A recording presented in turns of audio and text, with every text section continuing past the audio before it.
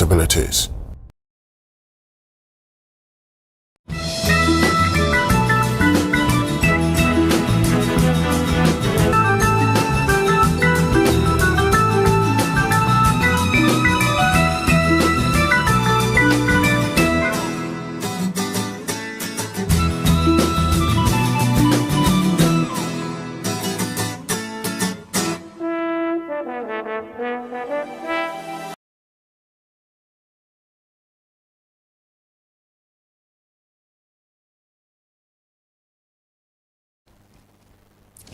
Yemo bibia ache esanse mo bibia akwaba eba Coastal TV Morning Mix dwumedie so mafi mo papa I hope say nyame adum nti no obia ehoye ai me de me hoye me wa hoden me won kwamiti mi kasa me gidi say won so the same thing na your situation na say te saade a ene na ye nyina ye mbom na yemfa aseda yemfa ma otumfo nyankopon wade kese a waye ode amaye oda sorry na onni problem bia na asase won fa aseda ma nyankopon tanza ye ni problem ne koda yo me ka me chew eno na dwe koda na ye doso but bisa won say ye mudu do sen ene timi sorry anopere eni no yemfa aseda emfa ma nyankopon wade kese a waye ede amaye.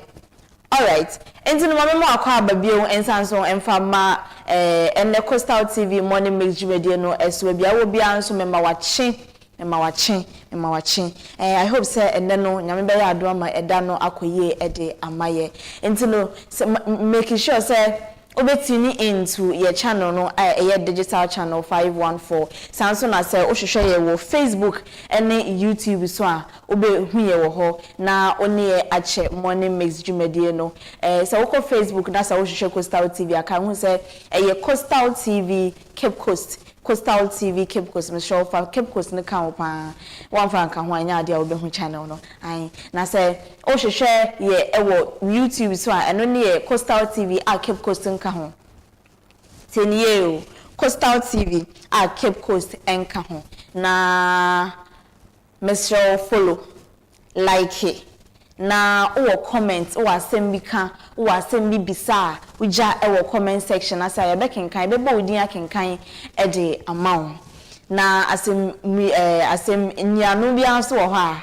ye de aka ho e de amount ti me show ye ne sa na fama ye na me show ba bi ehia me kese pa ne se wo be send the link no e de amount bi wo be share link share the link ahomachi say we share link no mesrew Coastal TV die nso bo modin na share the link no fama me why mesrew say ne be ya abusua no ye benya new family members e de aka ho say ne be ya bibia be fine but me fast da I do also emfama one kasa wo hwe baby a wo hwe free bia no ofie we dwumam ka mu na wote wonam kwan ho ehemfa na wo me da se pass what tuning into Coastal TV Morning Mix mami sanso fast day di ho enkoma ya boafo a asoya sense anopen yemfa dwumedie sonko kra say emfa emro na me National Petroleum Authority NPA omo asoya sen enanopen ye di Coastal TV Morning Mix dwumedie no ye de bro sanso ena diesel gift shop and so asayase and a Patmo print and so boy chidom ding sanso and a Nesto Ventures and so asayase ding dia and pay the Morning Mix dwumedie no ye de bro send ye de bia ye no de bia ye buy make sure say newly improved upgraded versions and the bia ye de bro nti bomodin say woni ye ebedi ye dwuman ye hyase na afei yemfa motivation kranhyesem emfa bro anopay ansa na ya to adwumadi ne so nti no anopay bibia wo bia no mesre say obeka me ho na ya che nkranhye ensemi very short and powerful. This is by Charles R. Swindoll. If I call cancer, asem we no your friend say Charles R and a full stop synonym Swindoll. Okay, I say life is 10% what happens to you and 90% how you react to it. Full stop. Annie. Life is 10% what happens to you and 90% how you react to it. What's I say? Into no member scenario ben na enye example. Okay. Member no say wejuma say. Into no what happens to you near better no eno ne wejuma say into wejuma na say no 10% of it. 10% of the whole situation. What's I say? Okay. And then 90% how you react to it. Into wejuma say will respond to the facts that wejuma say no saying. Did you commit suicide? Oku and now oku wiade. And now we are wondering say okay, say juma we say ya make kwakosho fro. And now say mpo menyo bi manam fa mejuma ma me ankasa mejuma. The reaction. What I say? Akwanya wo fa so e source our problem no ano. Say we see at this situation no akwanya wo de fa so no and only 90% of the whole situation. What I say? So yes, where Juma say and a lot of things are happening, but a day now where Juma say and what did you do? Day now and so when you man say is just because a tip of the iceberg, a mukita cry, but near a day no and on a bed stress our life no be left and never call right and never call up and never call down. What's in your make can I say? Entina se bibi yes asem bi to yes ye court bia bi ma ehia pa se ye be take your time ye be jimre na afi no ya analyze the situation no so when you aboche na wo analyze the situation na eboa wo e ma wotimi e make very sound decisions. What I say eboa ma wotimi make very sound decisions intinsa no pono so wo react mpo na wotimi hu se ha na me de me nan se be ye ha na me de me we na me ya e be ye we na me ya emoa me patriotic ase. So that's just for anope motivational ye de ma ye ho anope. Major we so na ma we hye nyina a happy new week and I hope that afia ya share week na so no bibia be ye fine. Nemom Oko ye ko along the line no ye boy ye bra ye near during the week no kai say life is 90% how you react and the 10% is just what happens to you. What I say Charles Swindle and I can say some way fashion chimsa. All right nesa no na yen to aso na yen kotie nyum kakra. What I say yen kotie nyum kakra na yenje aboafo nkrato na fe yefi ho ne ye bape ne aka ne nyina so ye de beto aso eti ama. Come on.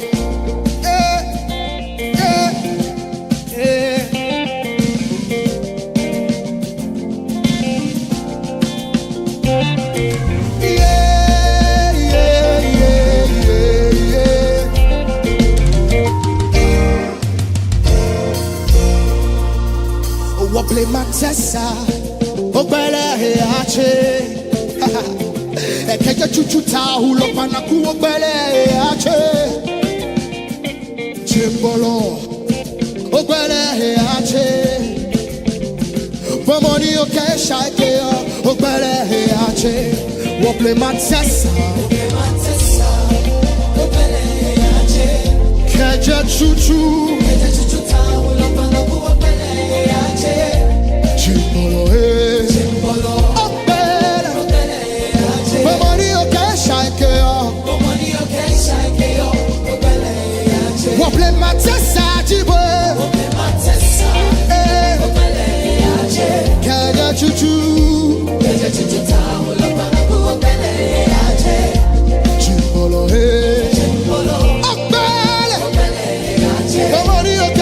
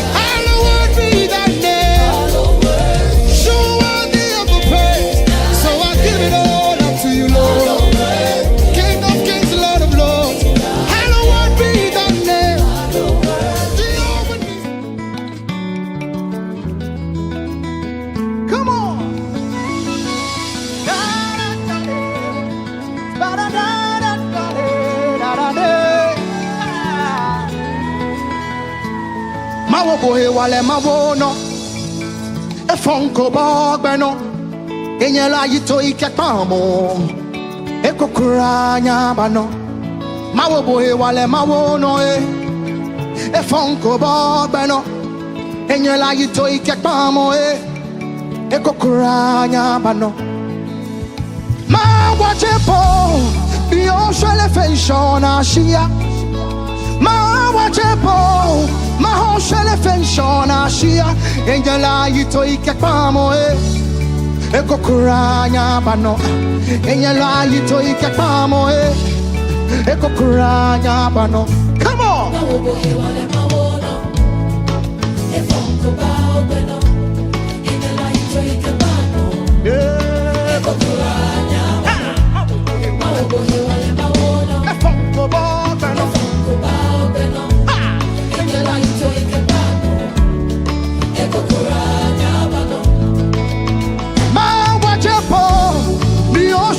Shona shia, ma wachepo, ma ho shele fe shona shia, enyela yito ikekpamo e,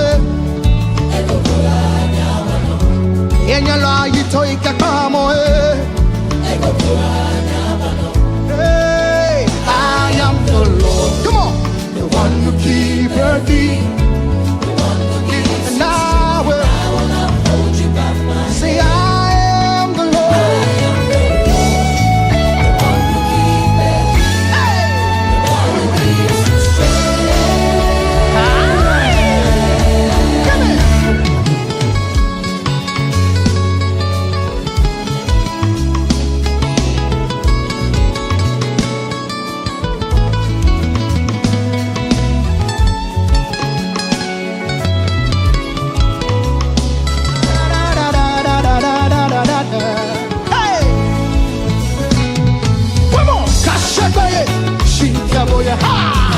He came in June, ha! Hey! He can't cash a funko, hey! Come on! He came in June, ha! Come on! He can't cash a funko, come on! He can't. Do not fear, for I am with you.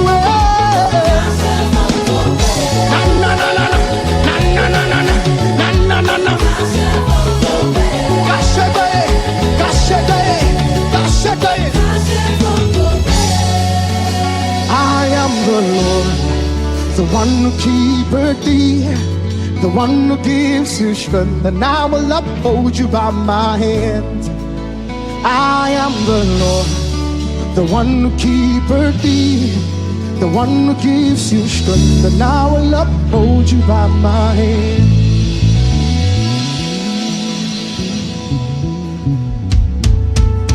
Come on, say!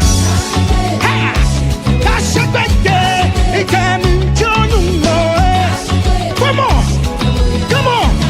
He can't cash a phone call, hey, he can't enjoy you more. Yeah, cash it. Na na na na.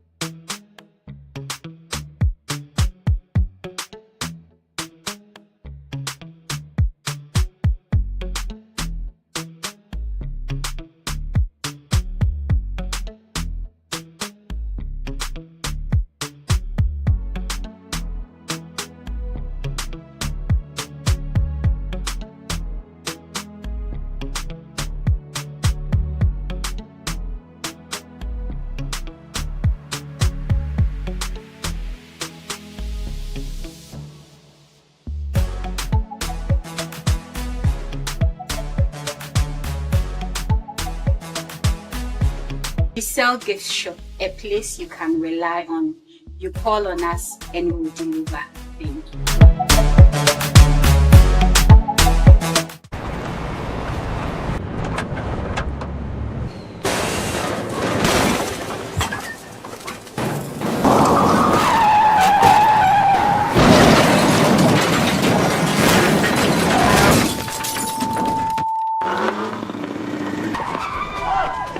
National Petroleum Authority say, Mawa Bambo hu hia ukane. Ain't no, stay back and stay safe.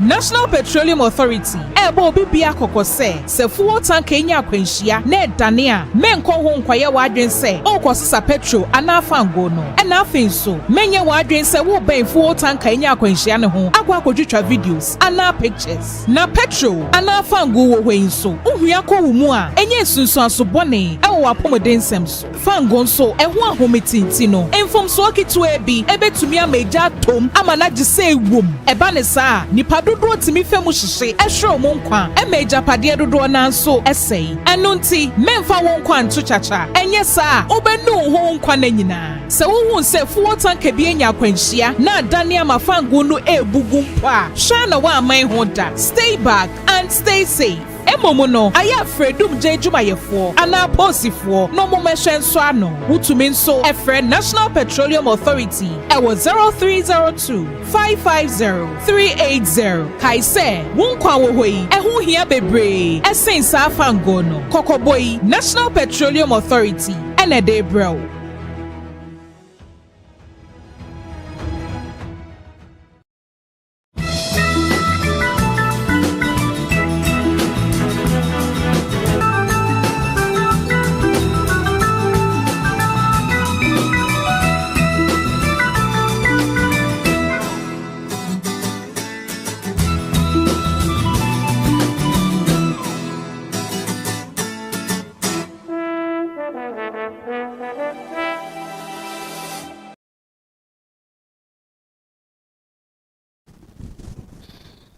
Mami Sanso Emma wakwa by Coastal TV Morning Mix Jumedie and Ayeguso a yede bro fefefe ewo fia say no bomodin say obde we video no ebeto Coastal TV digital channel 514 be hwe wo Facebook and YouTube na fe woni ye edi djuma no se ne say na fata yento aso na fe anope kase wo kakra ye nsa ka ewo fia say no yemfa emeto yetiefo ne yahwefo nyina enim na anope nzema obete no ebi ene say Central Regional Rugby Association mpayfo abomode organize tournament ama eye under 18 ene under 16 club no Saso na no pay do be ko edwaman so ne akwa akohwe eye 4 prize ahodo ayewo ewo ho nti bomode ase wunyi we fidie no emfree Coastal TV sa me sha ase ana me sha ase efi eye Central Regional Association eye Central Regional Rugby Association no eho na me sha ase efi na omabomode payfo edi nemu egu akwan mu aye bibi efe ne say under 18 and under 16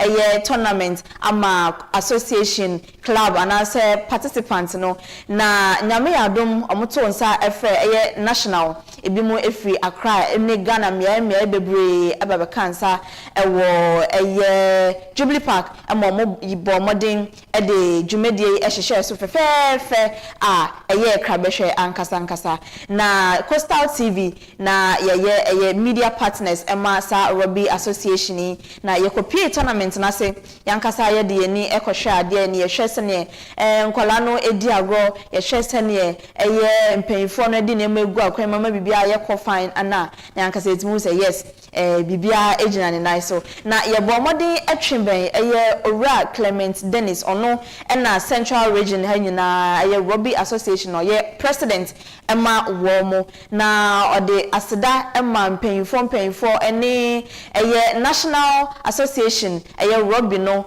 National Association so mitimi ebe so region no ase na omode sai dwumadie eye fefefe ehhehye so owie no eno sanso de adisrede bebre so ekoma mpanyfo ene ankwankwo ne obi a obetimi ababebo mu so momoden na omumeboa eye Rugby Association sanse nima bebre na wo ha omuhia your Sudu Park, Robert Mensah Stadium. You organize under 18 championship. Cape Coast under 18 championship, now under 16 and under 13, the infinite is front.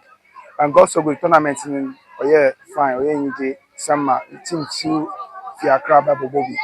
At the end of the day, Accra was the first. That is African Warrior was the first. And Griffins is the second. And now under 13, under 14 tournament, so Griffins Mofamani was the first. And then this afternoon, so what we need because one's a bare exhibition. Other thing, other of your crab and Tumamba is a more exhibition game. At the end of the day, we are qualified. The better sponsors say Union Pharmacy in MC Sasi, mobile away and over supporting and encouraging more farmers. So at the end of the day, so China as Chelsea Kakra, able to motivate sort some of the bills and so. Yeah, the TW for so as in Costa TV for coming around and showing their support in the grassroots development of rugby in Ghana and also in Central Region at large. Until tournament in Tenewa, performance when you at the end of the day, BBR so I could find my BBR so when you BB Kakra more because you have some products for your national or Ghana Rugby Football Union or some products from national sponsor.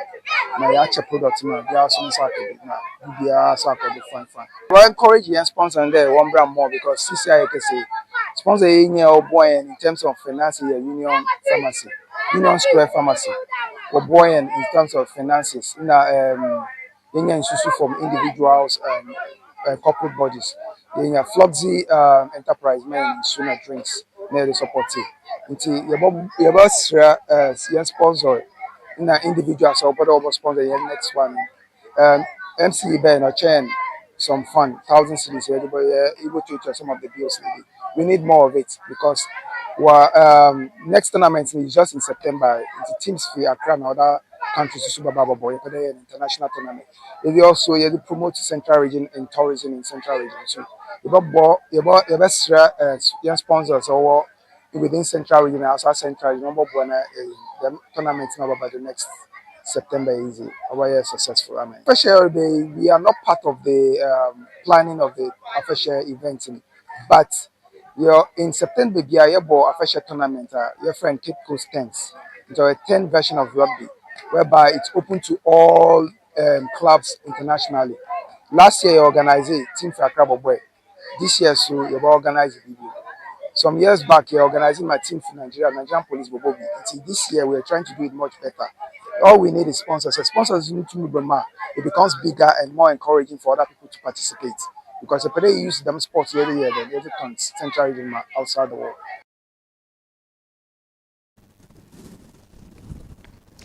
Jumadi Asilto no opinion or technical director Emma Central Regional Rugby Association or Cletus Bannerman and so Edia dancers and part Jumadi no a course of fefe and maybe bia Edana Quema or how be a amateur or can and send being so echoing home.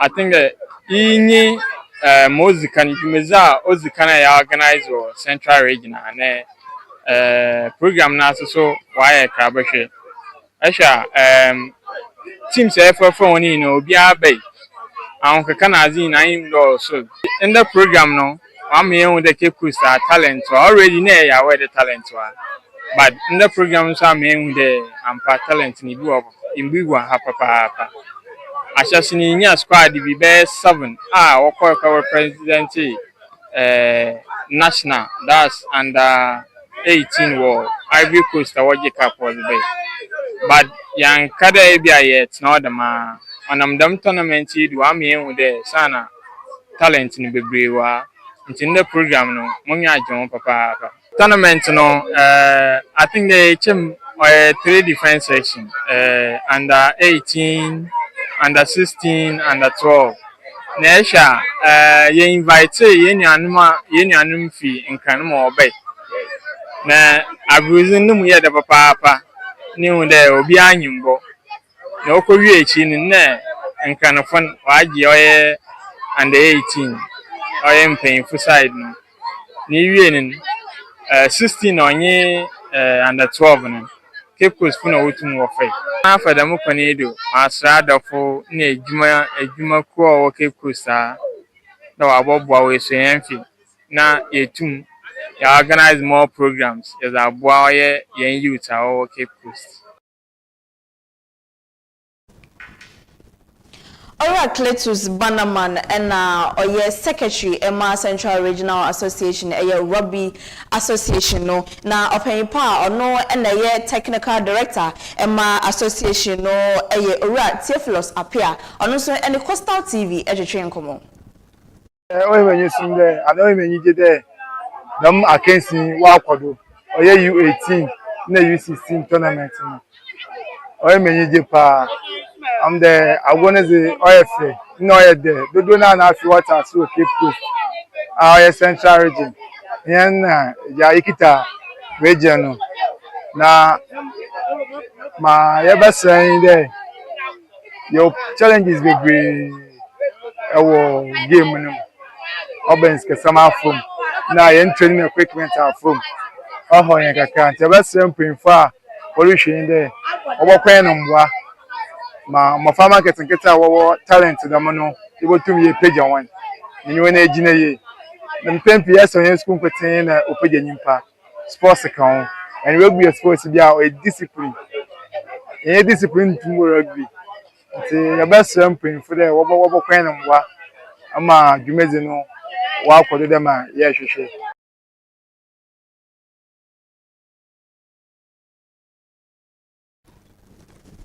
Sankomoy and Coastal TV and a Central Regional Rugby Association Ebrana omobo omo under 18 and under 16 tournament no yene wo mo etwetwe e wo Sildo Robert Mensah Park no eso.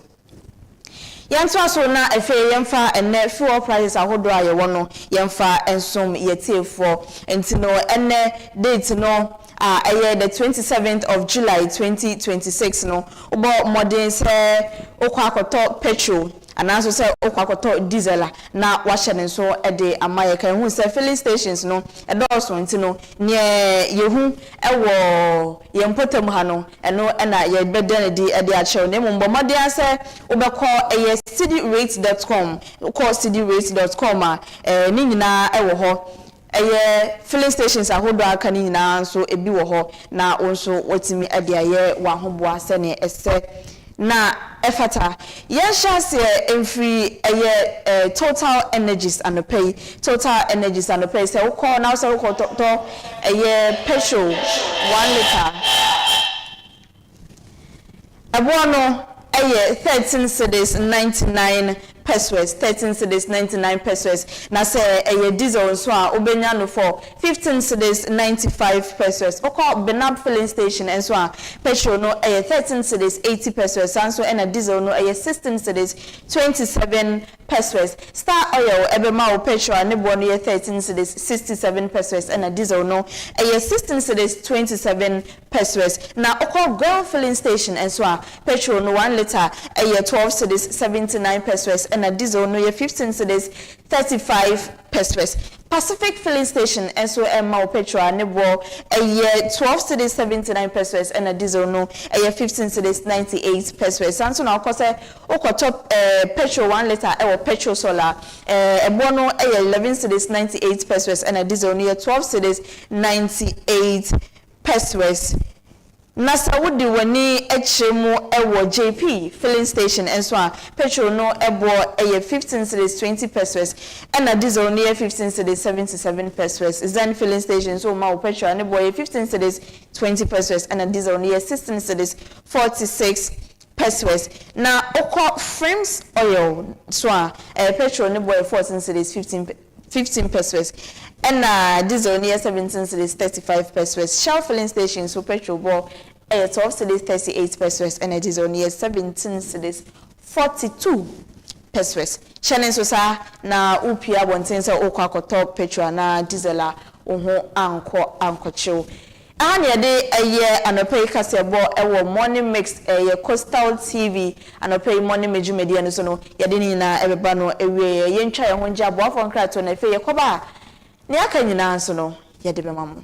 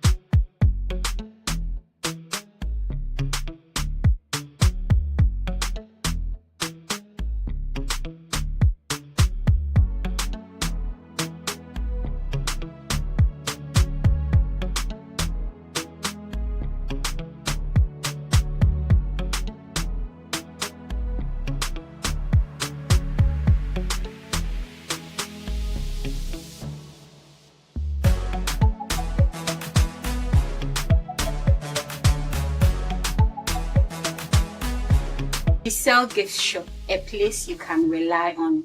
You call on us and we'll deliver. Thank you.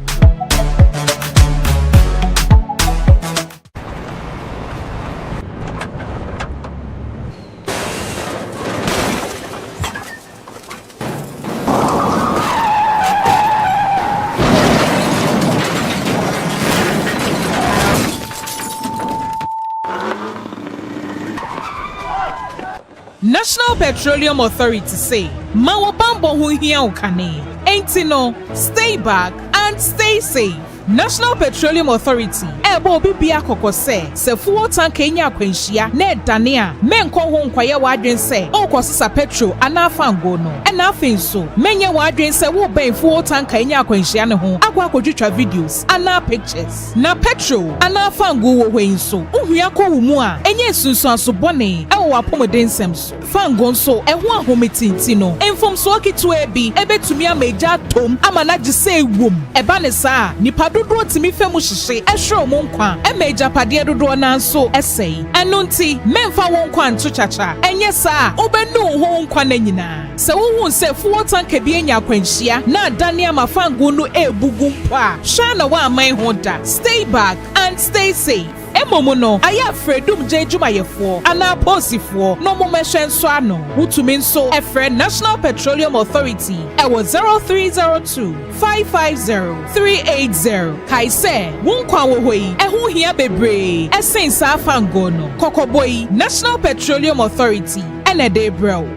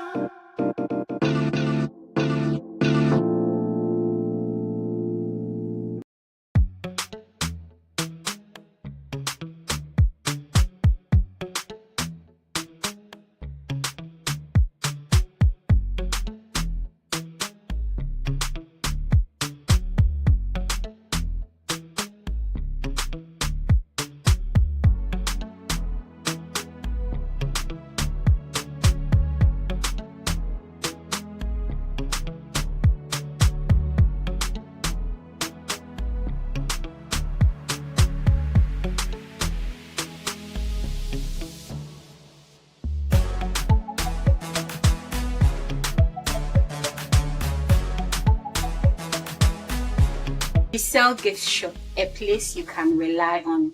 You call on us and we'll deliver. Thank you.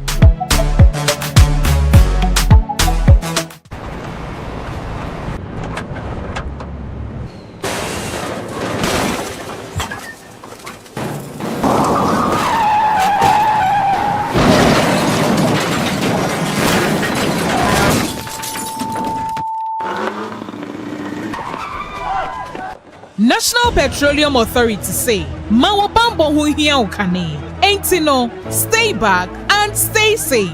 National Petroleum Authority ebo bibia kokose se fuel tank enya kwanhia na edane a menko ho nkwaye wadwen se okosisa petrol ana fango no na afin so menye wadwen se wo ben fuel tank enya kwanhia ne ho akwa kodwetwa videos ana pictures na petrol ana fango wo hwen so ohua ko wumu a enye sunsun aso bone ewo apomeden sem so fango nso eho ahometinti no enfom so okitu ebi ebetumi ameja tom ama na gise ewom eba ne saa nipa dodo timi femu hihye ehwe mo nkwa emeja pade dodo na nso esei eno nti memfa won kwa nto chacha enye saa obenu ho nkwa na nyina se wo se fuel tank bi enya kwanhia na adane amafango no ebugu mpo a hwa na wa aman ho da. Stay back and stay safe. Emomo no aya fredum je dwumayefo ana posifo no momehwe nso ano wutumi nso efre National Petroleum Authority ewo 0302 550 380 kaise wonkwa wo hoyi ehu hia bebre esensa afango no kokoboyi National Petroleum Authority ene de bro.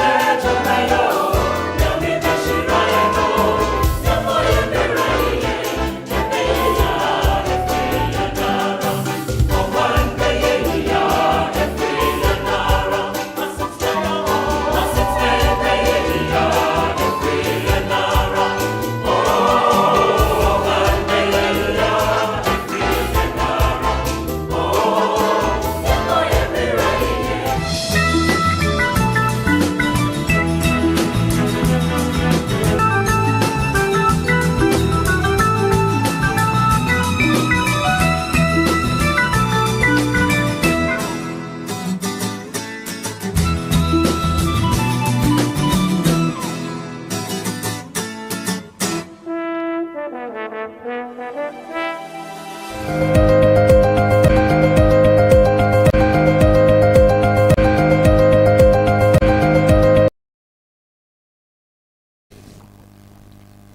Sansoma wakwa Coastal TV Morning Mix Jumedie na uguso a wo hwe yi bomode ase onsesa channel no emfiri ha de biada ayi yento so na efe de ubon krata yensa kan ofia ase no yenyim mpense mu boso emawo se ne be ya so behu ne ekoso Ghana afene nyina nti me kai wo se unya yenyama wo headline ne sa na also on share details and fanka ayi we ye newspaper review headlines pe and e yo ha say ayi yemfa daily graphic na yemfa sha say anopay na anopay or say protecting public health Ghana Medical Association demands single use plastics ban. Enti no ye na yinim se nyame adoma next year January 2027 ya no aben aye ne se styrofoam sa plastic na ye de chichi ye de pack indomie okoto wa acha ye tigum sa white plastic e bi yellow bi green e bi blue ne aka na sa plastic no e fe say styrofoam nyame adoma next year January aban no e de share beto so na che say yen import sa plastic ni biem emba Ghana ha say nti no yen produce bi so e wa Ghana ha say ye ne sa plastic no tinton tan ye ton kwanta ya pai na asama efri Ghana Medical Association enchen eba enso ne say meme yemba ne styrofoam no nkwa ne mom yemfa single use plastic say make us single use plastic a na che say plastic a oyisi ne ba ko a ontimi nyisi biem sachet water onu nso ni film as a rubber no ontimi fa nya hwe biem obi be ka say de be nursery plantation nursery ne mom no sky won say oye nursery na say we ade ni film a rubber no and say and also say that chance na say it still na a single use okokoto aduane a rubber no okoto gobe na rubber na yete gobe no gum no and also a single use and then be polythene bags black polythene bag no a single use we use the one a untimi emfa nya hwe biem ema ne nya ye single use just rubber sa hodro bebre na ana ebe ban nti kan we say enche e wo so nko hwe body aha ba echi kwanya ade obetimi akwanko e wo rubber nim single use ye be ban enti no GMA ana e kasa sa single use plastics ni na ye mfa styrofoam no ho na ye ban and o che say it is in line with protecting public health nti ye bo ya pomuden e ho ban o man na pomuden ho ban ho and ye bo ye eno ne ye bo ho ban sa no nti say ye simi ban ne ye single use plastics na no so e was sa kwan no so nti o mu say ene na ye styrofoam kwan na o say ye ban ne wo Ghana ha say nemum no ye ban ne single use plastics and so enfan kan eno na GMA Ghana Medical Association can Asantehene urges government appointees to justify position. Asantehene can share abino appointees na so be abino appointing no say ombra aben momedi dwuma bi ewo aban mu no obia momodin say position e dey ama ho no obeye ho adwuma. Position ekuta obia no ye ho adwuma. Wo ye DC ye adwuma. Uye mayor ejuma assemblyman ye assemblyman ejuma uye minister no ho ejuma what you say nti ye ejuma at the end of the day no ye beka say oh esefata say ye this Susanna AFIBA ESSIEN minister in charge of education esefata say ye the OMAR bin ABDULLAH minister in charge of fisheries and no position ekuta ono mpacha odi hu dwuma e mane meda o so na honorable na minister o na mayor na DCO na ukita position na waye kunkuntan so na wonye hu adwuma asante hene ese ye nka nche se ye position ekita ono ye hu adwuma eno ne nsema e wo ha sei odogono SHS marks 86th anniversary odogono senior high school modi invisia poly 86 Julius Debra and 156 others bag PhD na chief of staff Julius Debra one nkofo 159 bia e ka no ho no omotimi ya mo abodin krata eche say PhD program no omo so akobi omo wie nti say omo omo a from doctors na ade nti eno so ne ensem bia ewo daily graphic anope yeah going inside kikina graphic business when you go kikina za ababu de gwa the krata na yim no say Ghana economy in 2026 was 4 signs of strength, 1 warning signal. Nti anwa what terms na say ahuna o hwesika samno no what terms na say nti go graphic total graphic na wonsa botumna aka University of Winneba University of Education Winneba sorry urges UCC to win Southwest TBSC finals. Hey, yo, I agenti huni animation wotumna wabo hona baba sonko wa za wotumna waye. Global uncertainty, deep business, consumers confidence again. Nti mesokrata mesotumna daba. But Bank of Ghana see economy on firm footing. Aya da men sami na aya ba men ta because ahina yeti me mfunu no. Okay, terms I can see today in we are also suffering. Hey, terms I can say no waka can no you. Hey, why them teach about mathematics? Also, I couldn't about for that all the formula later my dad. I can classroom and why be my shine. As I would to watch to maybe since I got a crack now. Unsabutum aka damonko mahinara na akankan.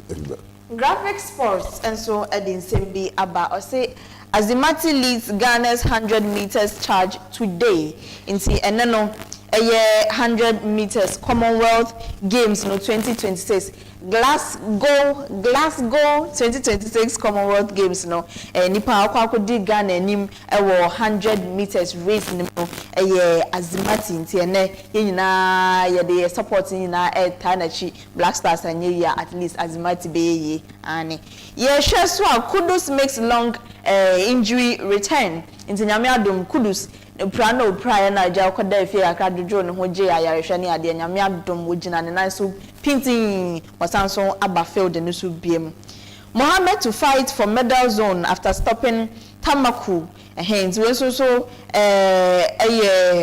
another game so ekoso ewo ho no na America no say Black Stars anye yi I was here dey support ni na eta omo ko 100 meters omo ye tennis ball omo basketball omo boxing en fire support ni ko time at least baby papa bi e be free Nazareth aba into no graphic sports and so dey aba no pay yeah we dey give you Ghanaian times scratch anu na ekwe kejina anu AFIBA kan aboneti deda osane dem nzama otum no hono osi oye Robert Saho wa mbak Saho tumi jujuma oso nte biara obotum na wa ban na wa single use actually a user you can use it again na bi so anu so obotum abom obotum akofom but bi na kana say baba na company na na botum so akota anko but single use no so obotum aboboa the address me ko film yi yara na tawa amount another wa set kwa dey show yi anu so obotum aboboa nte about 1000 payful mama oye maf na fi untum na oye the mazin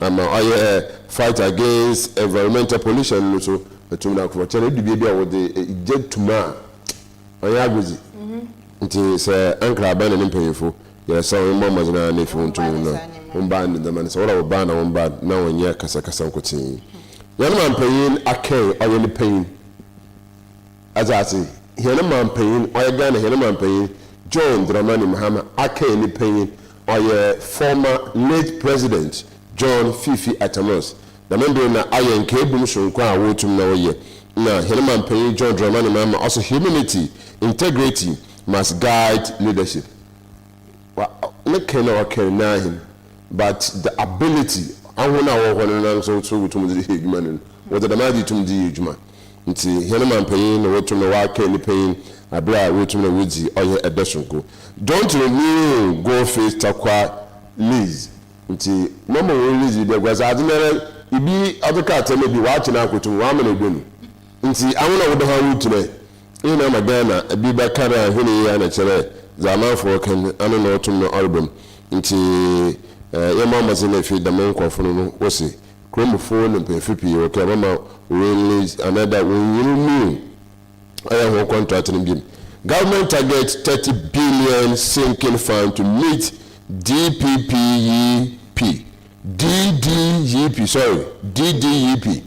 obligations into Ghana and paying for now, so I target 30 billion. No be small money.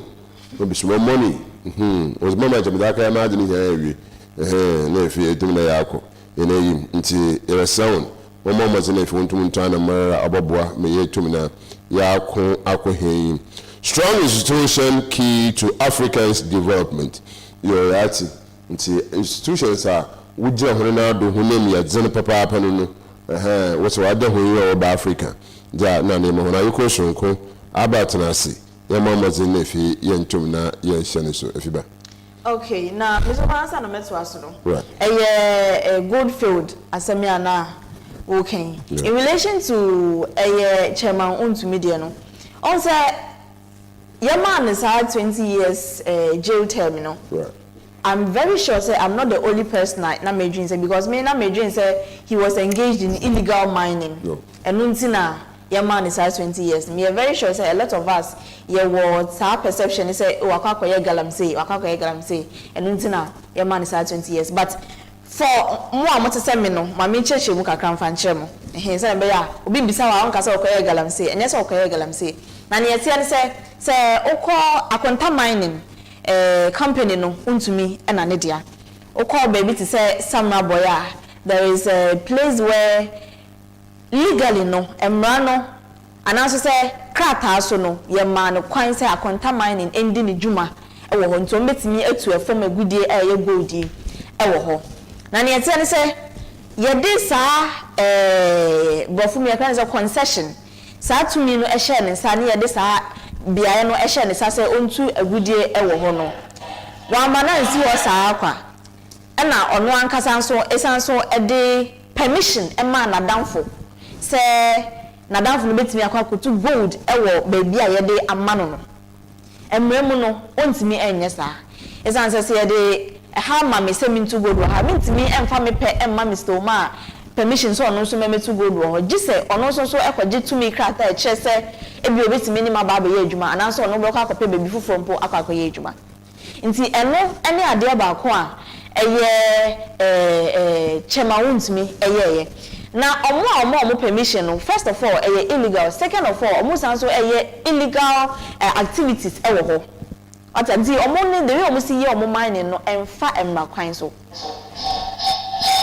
no directly no enye wontumi ene ye illegal mining no na emom no nkofo a wode tumi e share wo mo nsa ana ne etoso bi emu so no osan so chem se okan se nkofo no etu gold na ana se omo mine omo ye omo mine ni US ka ombenya no omo nyisi saa sika no na omo fa NCCA assassin no that was the excuse that he gave what I say but judge no according I'm not quoting but judge no can say that excuse no the buyer now because first of all and it came too late what I say in Zambia we to say me and I'm a say he was doing illegal mining now me I'm going to correct me mindset no what I say me na infant so ya join and you say bia okoye illegal mining na emom no we na oye he has other pending cases or courts or other pending cases Exim Bank fraud activities be so and also so also onko yi ne ho ano and I think there was another case and so another criminal case be so kan ho also onko yi ne ho ano nti we no put is just a contact mining and I mean unauthorized permission no mine no and your money 20 years no into no the other pending cases no Attorney General and so ewo court I just say omudi na asem de ndin no who knows maybe obetimi anya be ne akeka ho aka ho and also say bia eno no be go scot free but then emre ne nkra bia ne mra and the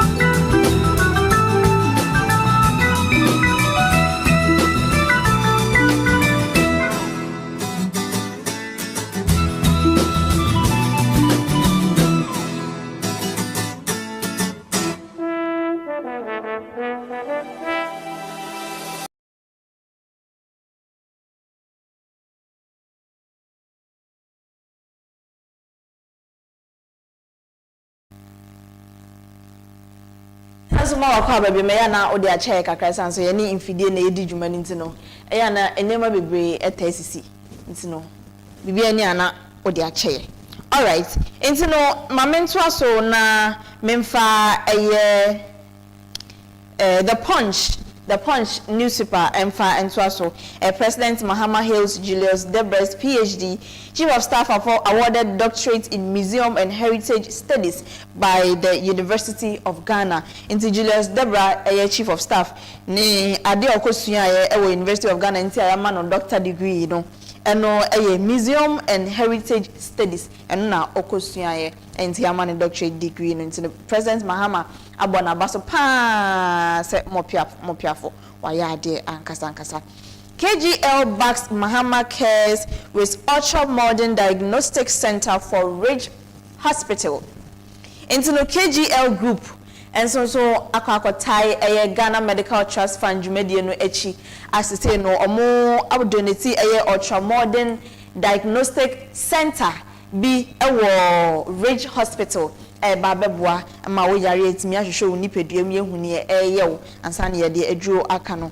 Trapiase SHS, many public schools in Amansi Central operate without toilets. Internationally, no, oko Trapiase SHS. Any SHS ahudo bebre na ewo Amansi Central amuchem say toilets in this school ho.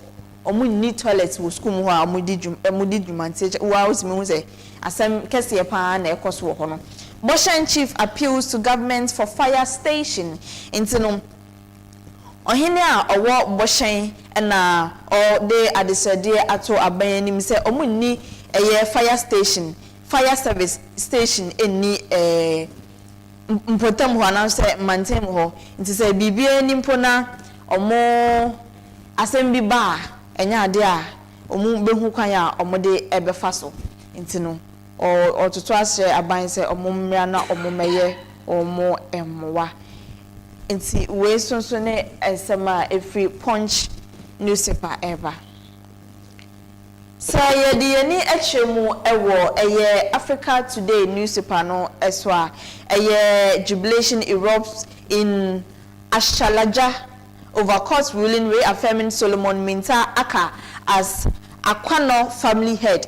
Court tosses defendants counterclaims orders 50,000 Ghana cedis payment to plaintiff. Nti wensu ye nsensem bi ahensem bi ene abusuansem bi a ekoso ewo Ashalaja na omuchem se obi a friend se Solomon Minta Aka nyame ayadom court se ono ene abusuapeni na ochem se ne counterpart o kan ho ana se defendant omode no court no ya to na asem na twin baby cry say ya say onsanso interest ka 50,000 emma plaintiff no. Queen Mother demands Degome basic school upgrade to relieve Mepe Township school classrooms congestion.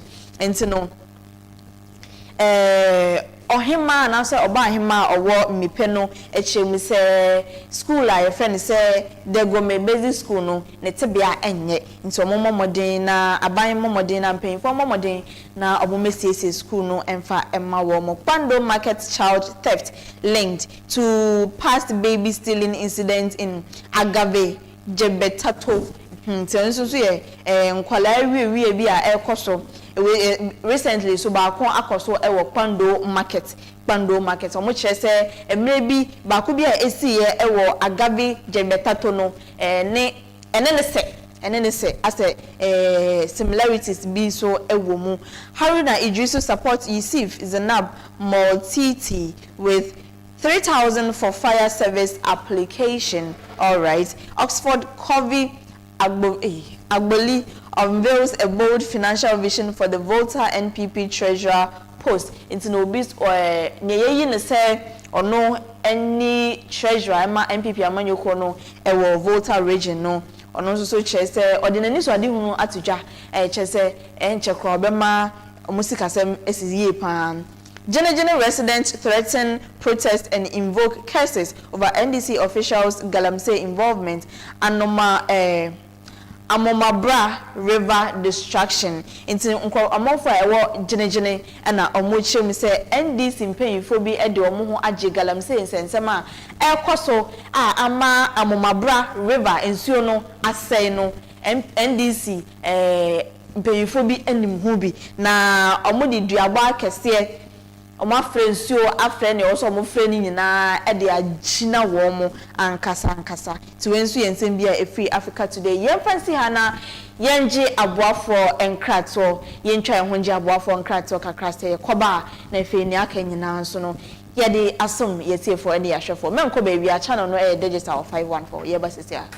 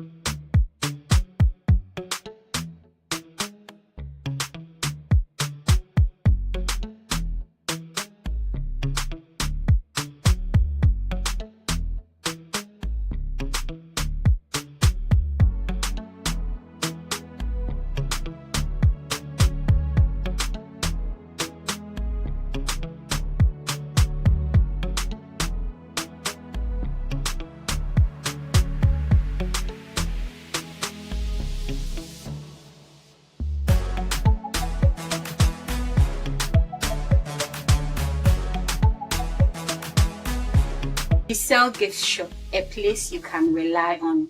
You call on us and we will deliver. Thank you.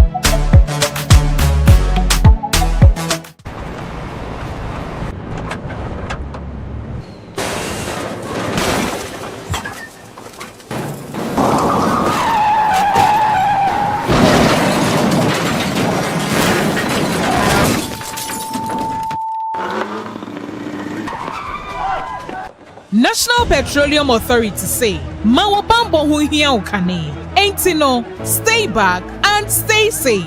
National Petroleum Authority ebo bibia kokose se fuel tank enya kwenhia na edane a menko ho nkwaye wadwen se okosisa petrol anafango no na afenso menye wadwen se wo ben fuel tank enya kwenhia ne ho akwa kodwitwa videos ana pictures na petrol anafango wo hwenso uhua ko wo mu a enye sunsu asobone ewo apomodensem so fango nso eho ahometinti no enfomso akitu ebi ebetumi ameja tom amana gise ewom eba ne saa nipa dodo timi femu hihye ehwe mo nkwa emeja pade dodo na nso esei eno nti memfa wo nkwa nto chacha enye saa obenu ho nkwa na nyina se wo hu se fuel tank bi enya kwanhia na dane amafango no ebugu mpa hwa na wa aman ho da stay back and stay safe. Emomo no aya fredum je jumayefo ana posifo no mo mehwe so ano wutumi nso efre National Petroleum Authority ewo 0302 550 380 kaise wonkwa wo hoi eho hia bebre esensa afango no kokoboi National Petroleum Authority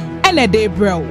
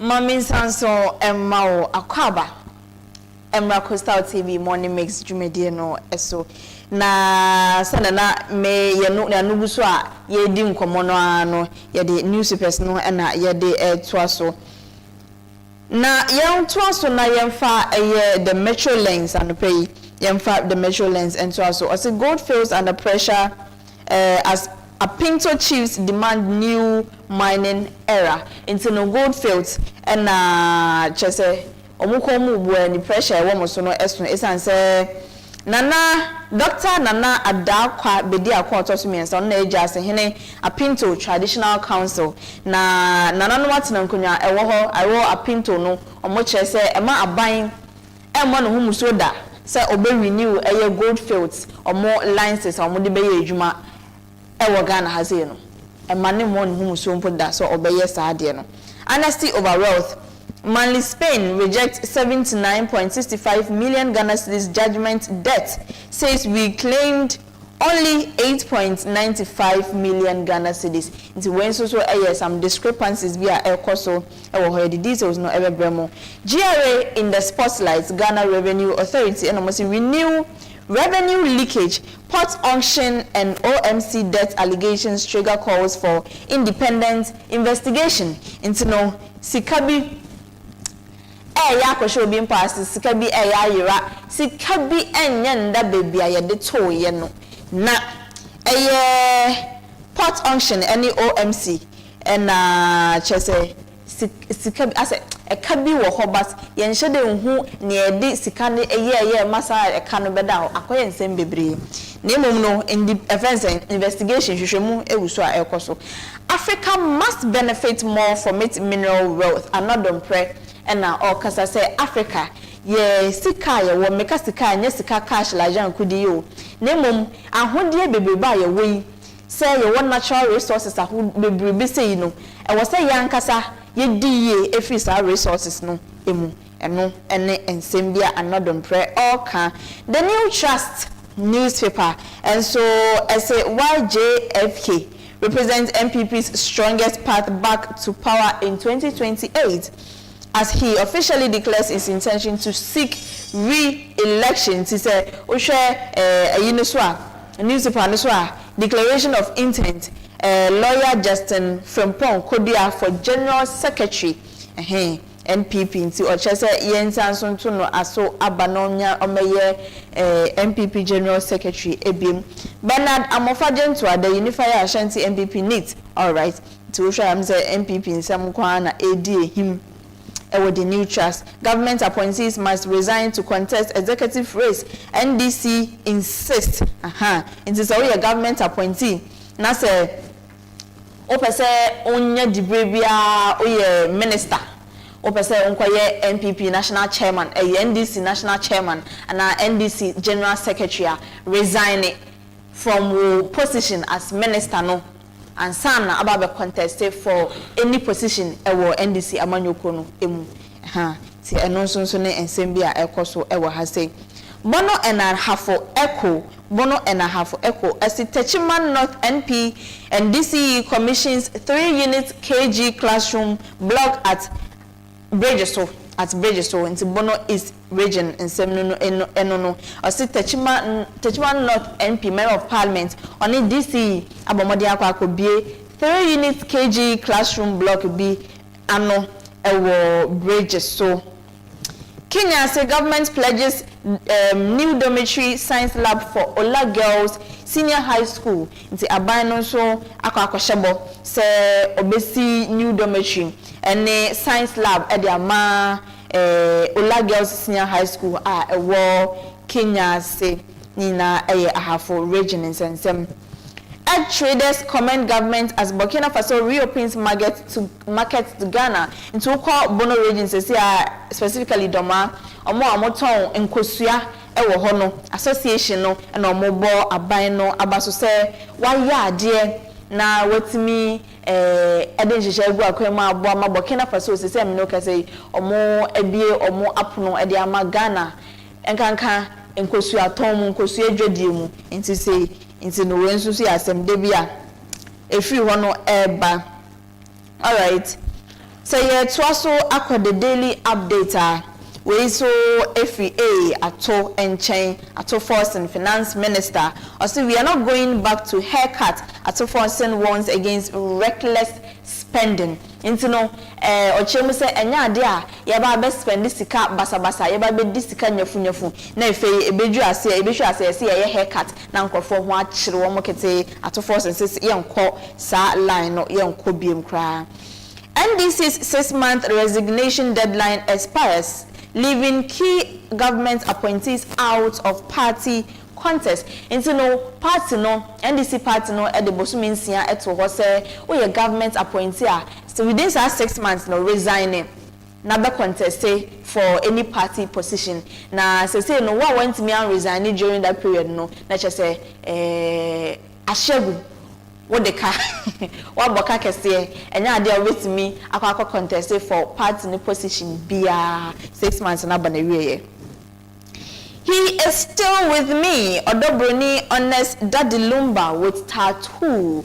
Nyame adum weekendi ena mi hu say Daddy Lumba ne baby ayakopɛ ne kra bia ne mi hu say mfonyi no ene nam abɛfo ntintan video so a internet so a na Odobroni mfonyi ena eda daily updates wa ha say na ohwɛ ne nsa ho na wa draw Daddy Lumba mfonyi fe kama eda ne nsa ho na o kyerem say Daddy Lumba oda so a ene no ewo ho na anka yebetimi ato ne din say Emmanuel just say Daddy Lumba enda so ene no ho even though Daddy Lumba wonya ne baby kode akakopɛ ne kra bia de na emom no still na Daddy Lumba da so ene no ho o hwɛ tattoo na ebɔ ne na basa no a eno mpo evidence enough say Daddy Lumba ene no ho.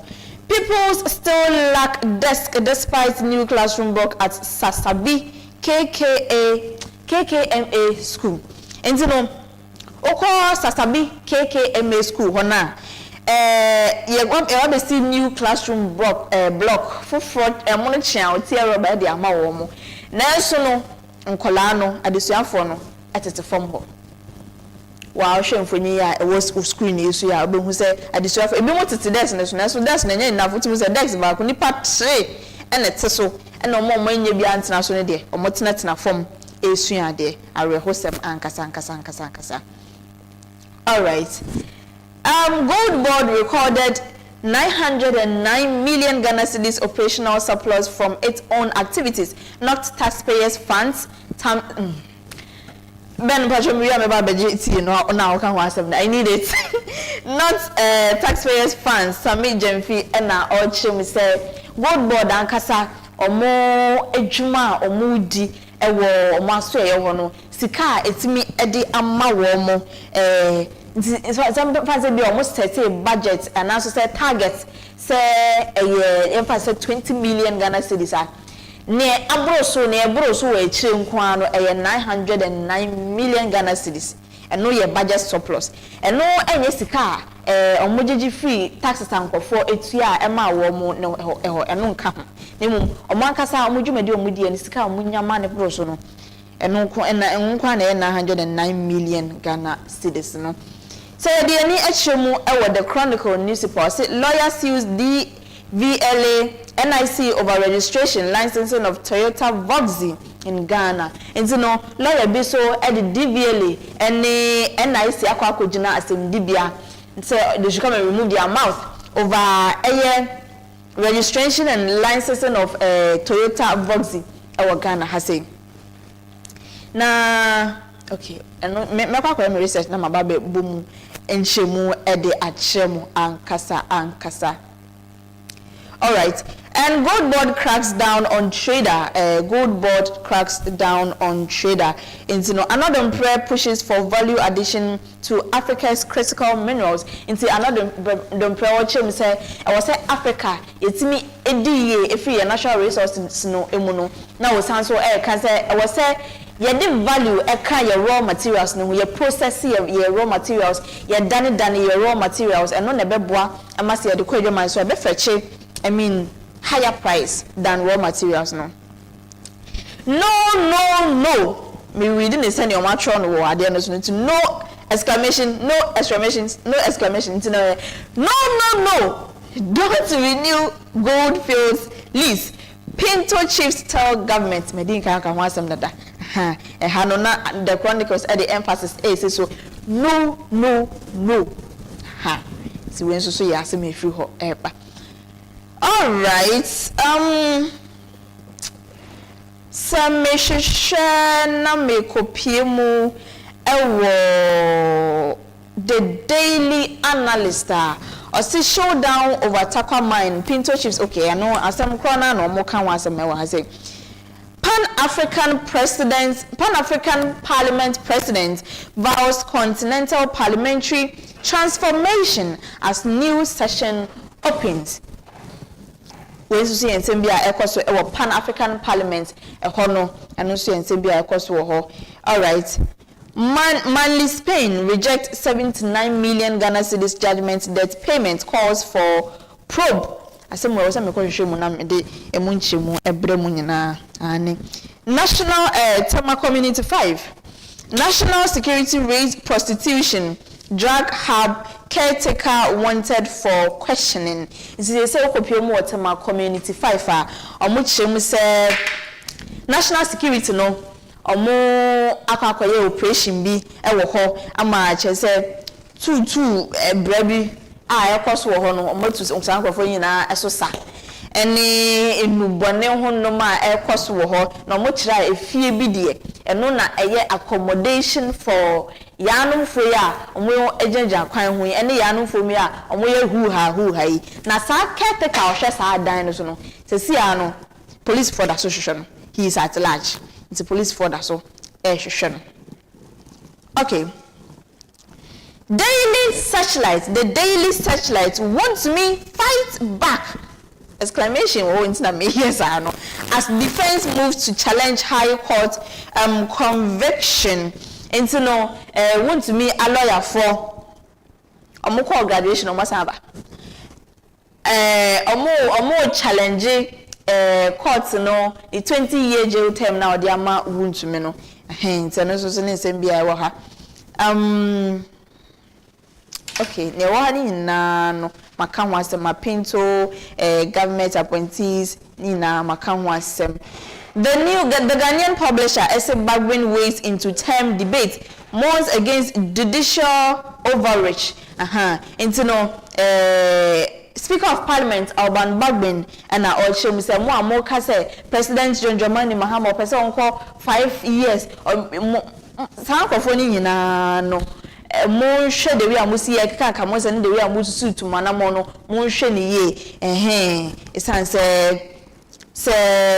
court emra anaso se emra no enka bibia saa yentimi nya bibia saa Ghana ha say even president question mra say what I say nti obi anhwe de we osi e kaka ne nsem no obi anhwe ni ye. Actually Galamsey crisis chiefs rain curses on Bono minister and police. Okay it's medika kan wasem dada eduabo akoso ama minister and as say appointees bia omo ho akobon gold Galamsey nsensem mu no akanwa asem dada. The custodian say you nurtured a monster, Samson to Mahama and NDC on misinformation and insult. Samson Ayini and all catch President John Dramani Mahama and NDC amanyo koni na se omankasa atete how should I say monster encrophobia omudi nyamransem e wo Ghana ha sei omankasa na etete sa enkrofo no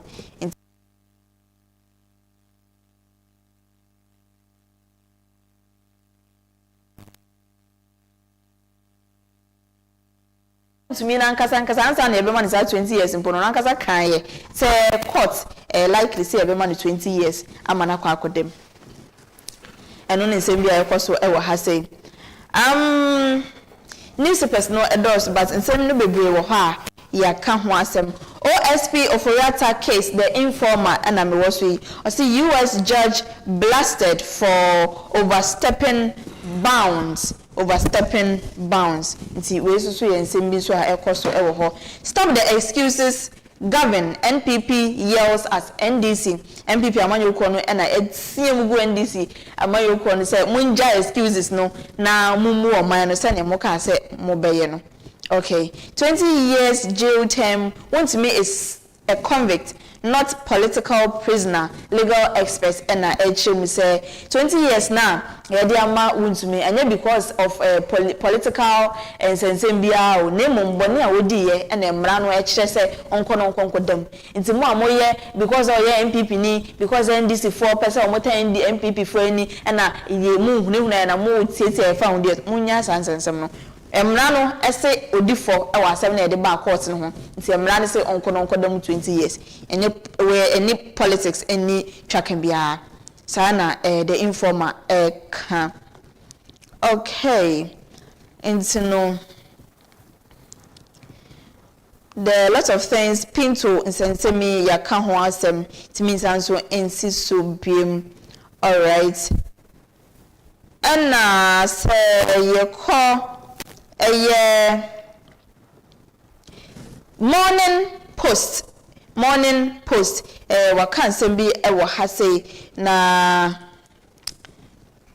Tano Nimri distraction and public reaction to chairman won't miss sentence into no yes say an Americano there is the Tano Nimri forest distraction no forest reserve na won't me ne mining company akwa to akwa mine wo hono master forest and no sa case no so that so ewo court into near what morning the new morning post no nkrofo nsem nkrofo adwenche omoche efa sa ensem no concerns raised over absence of NP MCE and Teshi police commander at Homowo festival lunch and so no ba ya lunch Homowo afashe no ebinum ehwe hu say member of parliament Mashebedwani MCE and Teshi police commander no mu ni lunch no ase and na nkofo bi se nsensem se eba ne sen na den na ekoso all right do we have women in leadership shisha me hu baby e wo em se ne no omko holiday omo amba but ensem na e wo the other newspapers ni na so no yaka wasem into no yeah the daily guide and so I say court grants extradition of Abutrika's accomplice into nipa na one Abutrika ekoye sa romance scam nsensem na say ya che Abutrika de no ko amano ne se enkodi na asem ho no ne accomplice ne oka no ho no court asanso amano yamano me kan say yamma kwan se ono so yemfa no ko ne enkodi na asem ai sa na be scammers for some munjai nti ene ade eche ade se wudi bone no na se omo wo soro ho no hu se wudi bone a ebe makwan me aba bezro Africa na ne ade ukọ na mo ase se yes nkofo free Ghana ebe omukọ amanoni ekokodi wo nsem but yankasa ye nkofo ye gidi ye susu se ewo se omuba no omubeyi omuwa no ewo nsensem bi ho no for example former finance minister Ken Oforiatta ono de intimi nko extradite no up till now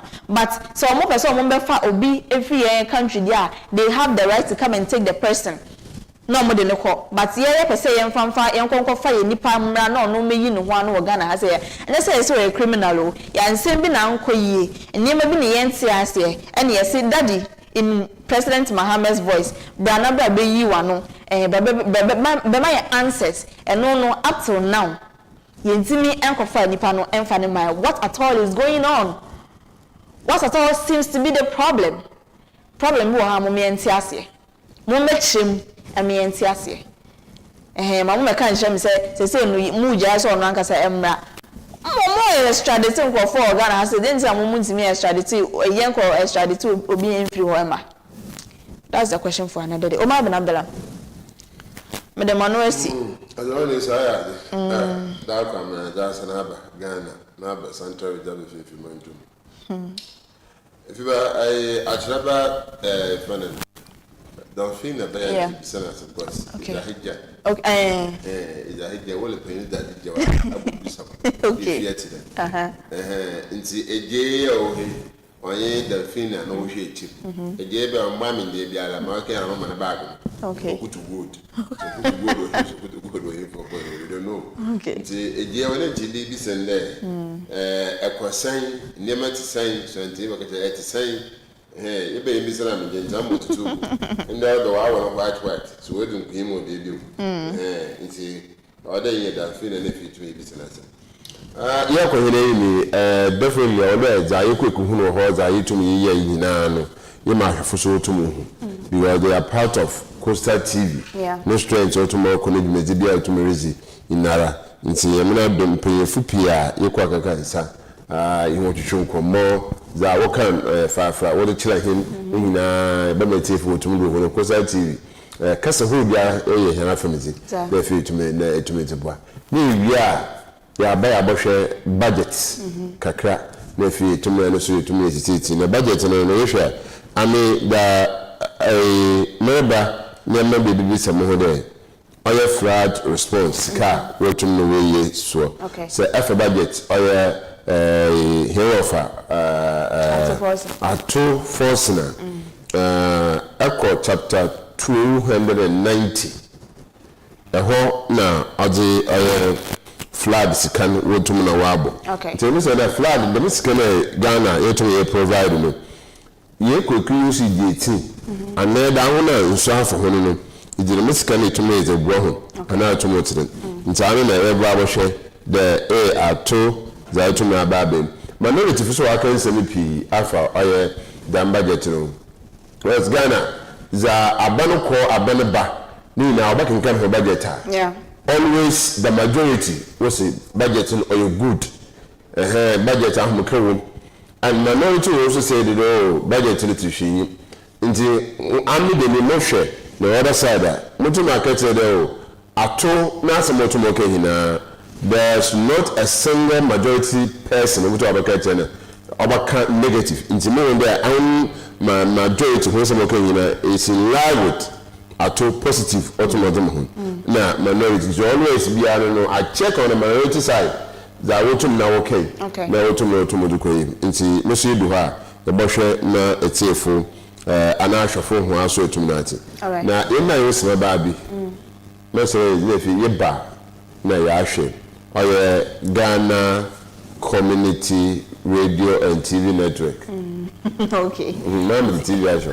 Okay. TV radio. All right. See you on Compra. Yeah.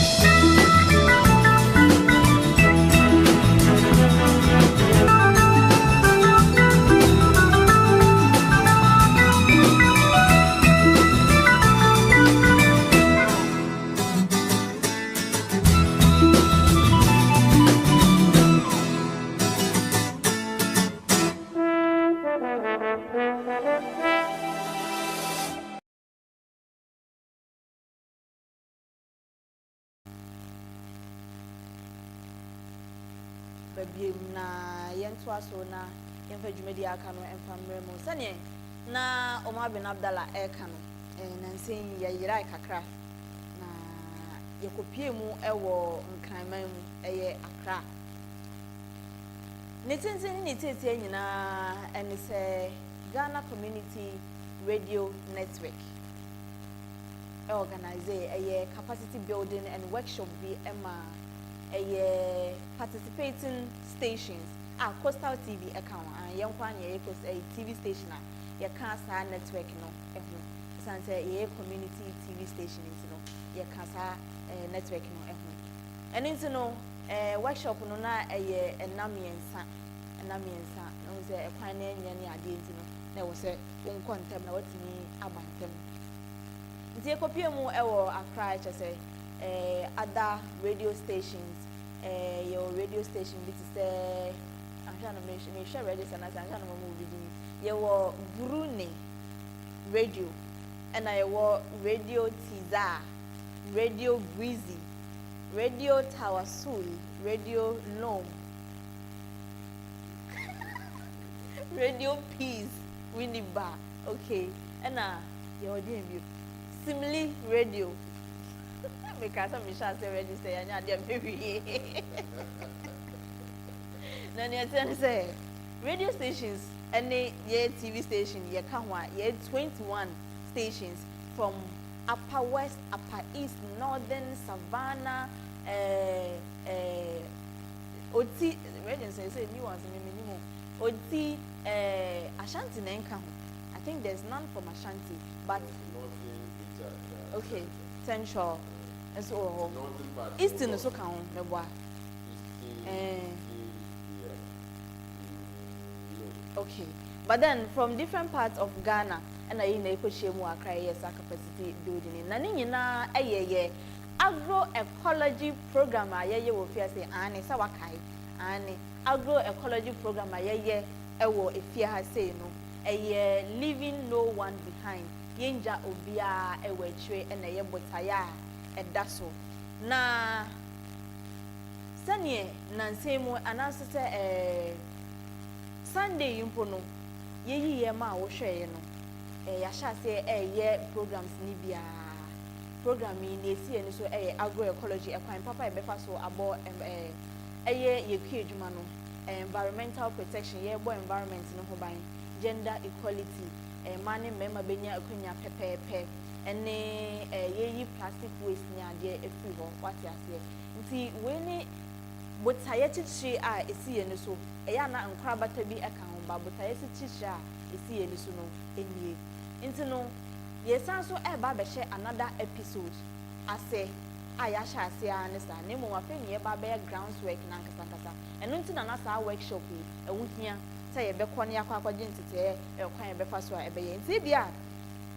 una mabonten so wuti ufie na bia assembly member be kan che say Coastal TV 4% ye chia wo na ye ne wo edi kwan ye be fa so ebe ye pejuma ebe ye ni yie na enkofo ha bia ema no o ka che wo sa na mpa chew mempupu uti ti enya ba pe bomodi ansa ba be hia ye na ye ne wo di sa edwuma no esan se ehu hia se ebe di sa nkomo yi last week na me catch was say me kinkan ade bi e wo the 4th estate omo website no so article bi a macho no na eche say nnuane bebre na ye di ekoye mu no bebre na chemicals ahodo na e wo chemicals no so anya mmoframa children chemicals are no den chemicals are long term ne short term na e wo effect e wo ye so e na wo sa nnuane mu ye vegetables ye fruits ye staple foods are ye di bebre na and chemicals e wo nti na hu hia say ye yakwa radio community radio stations any TV station ye de beto ye ho so ne abosa de huri agroecology o yenja se ye di nro eye kwadwuma o yenja se ye di enubone eye kwadwuma o e wo say ye bosa de huru no se ne be ye beboa ama enkofa ohaw bi emfa me se nipa bebre da ewu ntem obete se wonya liver problem wonya kidney failure wonya yari ridiculous affairs na nka ye hu o movies mu kwa first na yesi kwesi boni na yari sa yari na so say bibi ni so yari bi all because yen fa kwan papa no so enti misra o se ye ba onpotama brabonti na be hia ye wai ye hia obonti na se ye ka se ye ni wudi nkomo a ye sre ti wanim na gina ho na ye ni wudi nkomo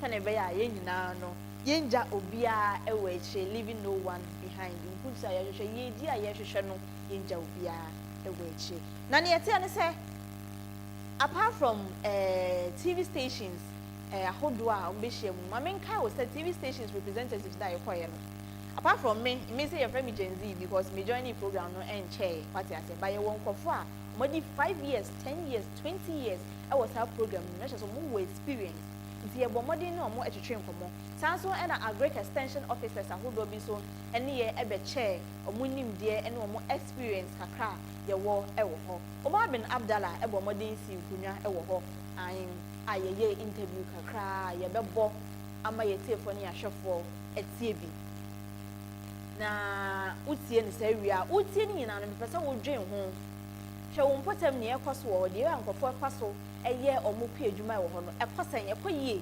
ananso se wo asem foforo eka wo ho nti dwendwen ho na hwe kwan a mo so betimi afaso a wo betimi adane ne mo betimi asesa ne ma ne ye de kwan papa no aye adwuma na ye ne agric extension officer Omar events agric extension officer one for book number, no problem. But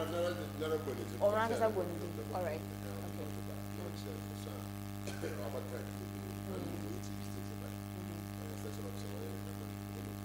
Okay. Okay. All right. The in your kind. Agroecology simply in a layman's term doing a farming without the use of chemical fertilizers, tractors and stuff.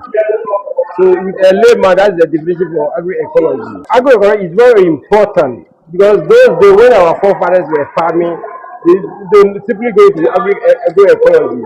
It has so many advantages.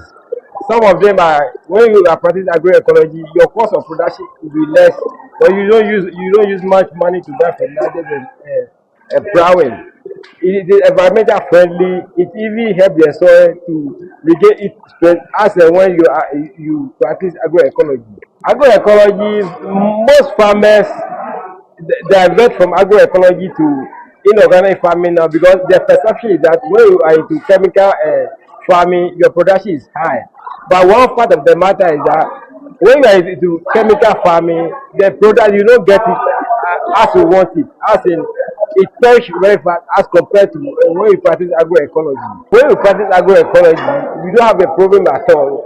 Why am I saying this? When you practice agroecology, there are so many advantages, as I mentioned earlier. When you get a product, it doesn't spoil on time. It will be there for years, weeks without spoiling.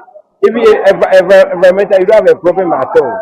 You know, now when you use chemical, there are so many effects chemical give us. But with agroecology, we don't have any such a problem. So with the agroecology, the only thing farmers will say, the product will not come as compared to when you are into chemical farming. Apart from that, there's no other problem with agroecology farming. My advice for them is they should continue because there are so many benefits agroecology will give you compared to chemical farming.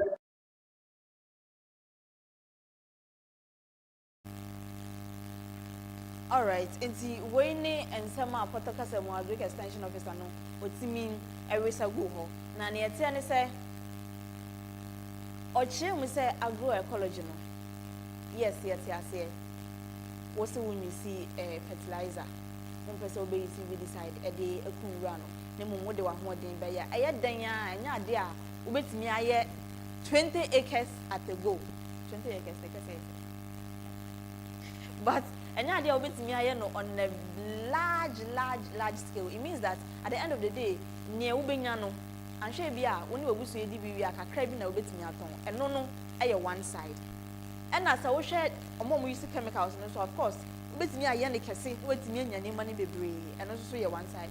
But let's look at this. Was also chain we say, near ma say vegetables and a Ubenya from the agroecology practices now.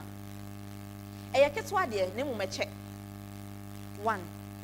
Say Ustoa and Saint and only a 1. 2. Say ye decay any peduama. Enko high enko fat cancer ninia dear dinina and fat emre and we 2. 3. A sound so able environments no by in the end say assassin enku and more insects near dear I was a mobwama near Bidiano a ye enku. So you see 3 advantages of practicing agroecology principles. 1 fast fertilizer in the no, 1 both spray a wood, 1 for chemicals a wood and spray or in the name of pests. You call the here say no more air tree and common 1 refinity. But oya cabbage and or chemu say this one no we jai a sprayer you do say be a pest. and I say more about ideas now for say spray we just idea near all because I say a friend say about the can all because I look extension officer and action so bet me you see about the can the spray into no or so kiss about the can no insuma or manage now is so kick check we are no we are sunny soon or the spray machine no or the spray a boy be any bet me then no aka sa cabbage and your chemical any side effect be but it's also performing the duties but yen share so with the chemicals that spray when you money at the end of the day when your name might be brave. For example, for example, tomatoes now when it's me and your for my mama turn it down and I say a day be a by the third day no tomato no I say what jar. So that was and only some of the things are a great extension officer a kind OMAR ABDULLAH. Yeah, I am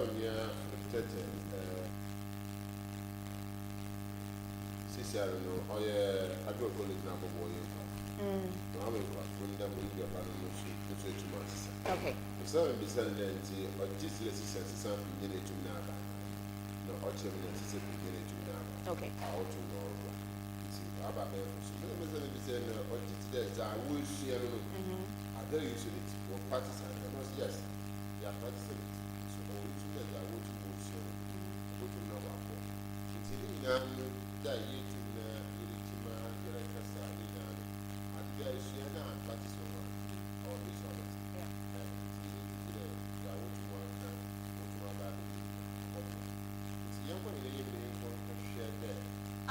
answer na yebeko yenim no ma before say one ni besi nkonyanko na one na kasa no na o kan bibi ewo ye ka say o meye workshop o meye presentation during the workshop no na o ka bibi say what the agroecology nema no eye adwuma on na say unya produce every ma enya chemicals bia na so what the cost shop say o kwa koton a price no ewo high. Yeah, especially so person be a exporting free Ghana has in other parts of the country. Also, one bet tested. I should say, near what they from chemical be a human. And so, who was a chemical more, of course, they have more a say, and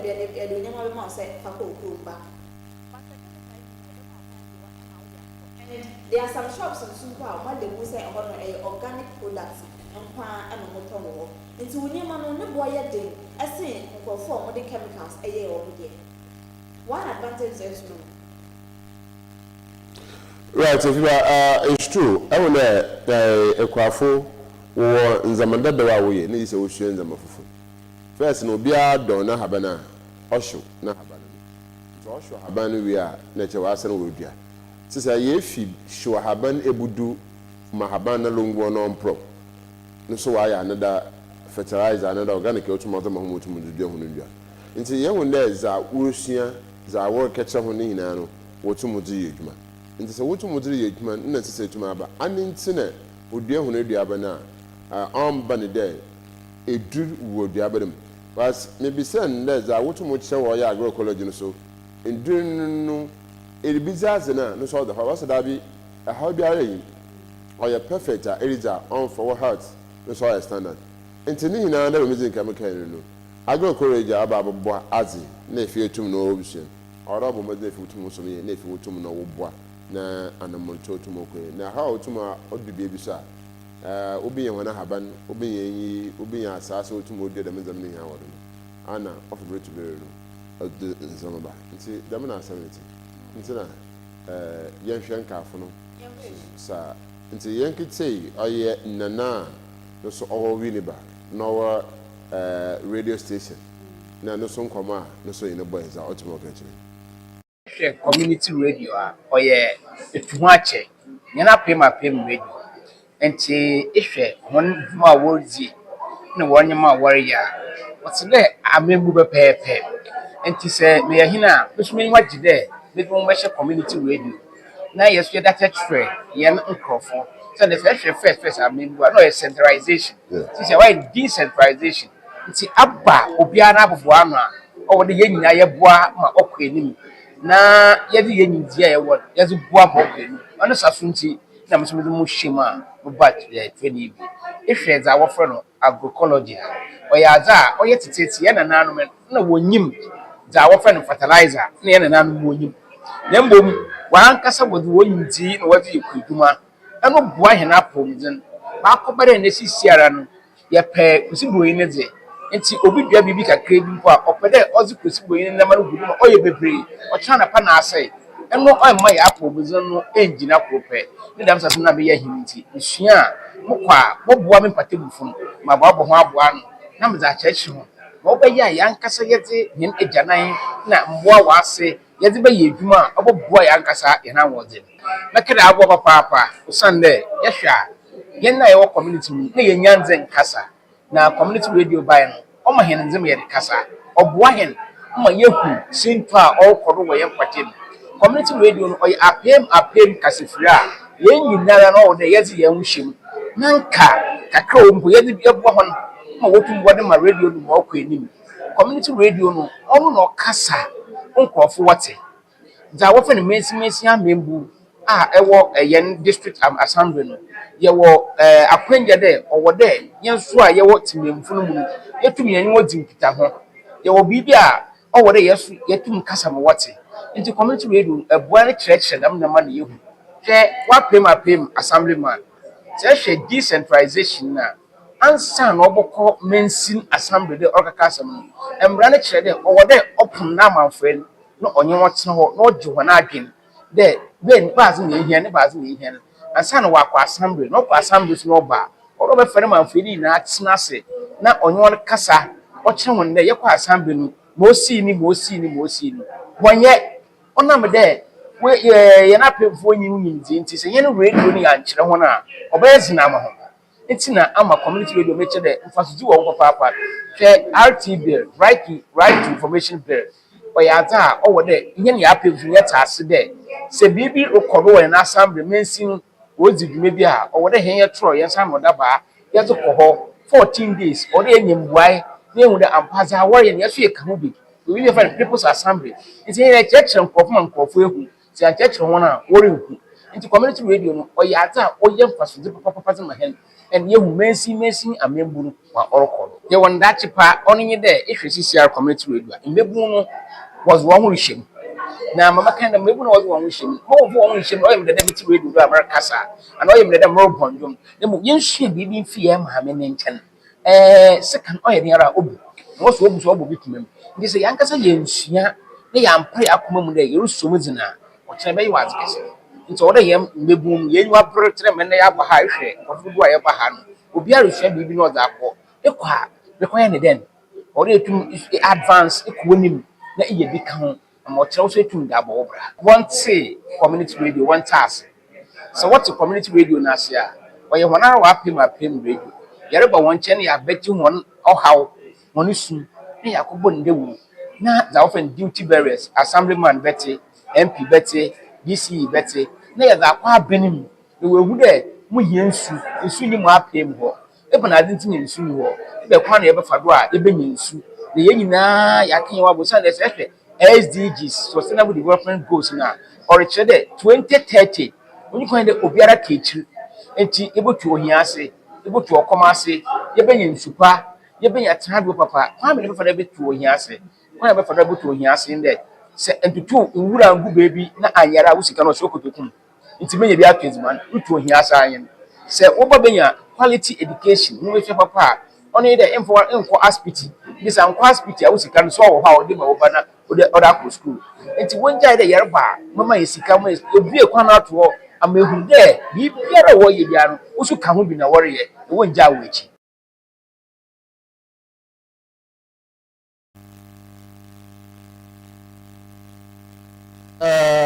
Benkomhim of Aguna Mando Nana Kwabena Otubwa the first.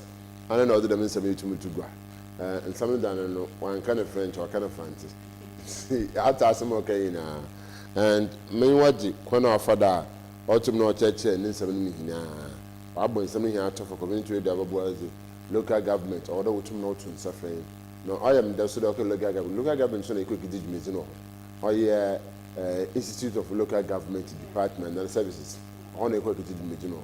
In Tiedin Pempensa, I the quality things and in Zama or your Costa TV wotum na woyɛ ɔsane Coastal TV ɔyɛ community TV station awɔdɔ ɔtum na ɔboa because ahona wotum wo fi baabi wotum ba yi no obi tum kan da no community wotum gigiska wotum to boa wo hiambo wotum gigiska wotum to bo support because wɔka community no na asam nti ehwa ɔyɛ akyeraba yankwa mkoki yɛn wo se bia yankwa na yankwa bia yankwa na yankwa meje kita ɔyɛ akyeraba ɔyɛ Beatrice anane ɔwɔ pad na me se che obozina na pad radio nti pad radio nti Beatrice anane pad radio me chew nti za ɔyɛ na natum chechem na ohia na asane kede mebunat medinasi na mom ne ye otum ozan de ɔde local government no na pema member te ka assembly no ɔde wotum no hu de yere ya ade tum da aboa ɔyɛ ndede in the community radio community TV station abande ye ka hu na asam mo awa akonyire tum ba nya director application de mass me him to makam de edum pempe so de me ni hina wom a otum chechem nti ahina yetimimfo yempanyimfo no yemmamate na fi wontum na womboa sene woka aya hena asam tum mai nti dema meka yin dem na asam nti anyway we omage you say the era of community radio yeah they say that it was so for commercial na ni tia say akasifui omo ye di majo musika yeah initiatives are here should be say community connect after Obianti for that. But yen who say because obi into ya continue yen. That is the duty of a community station. Yeah, the say near community no akoso no. E no was say nti bibia activity bia program bia be ma community na akoso no.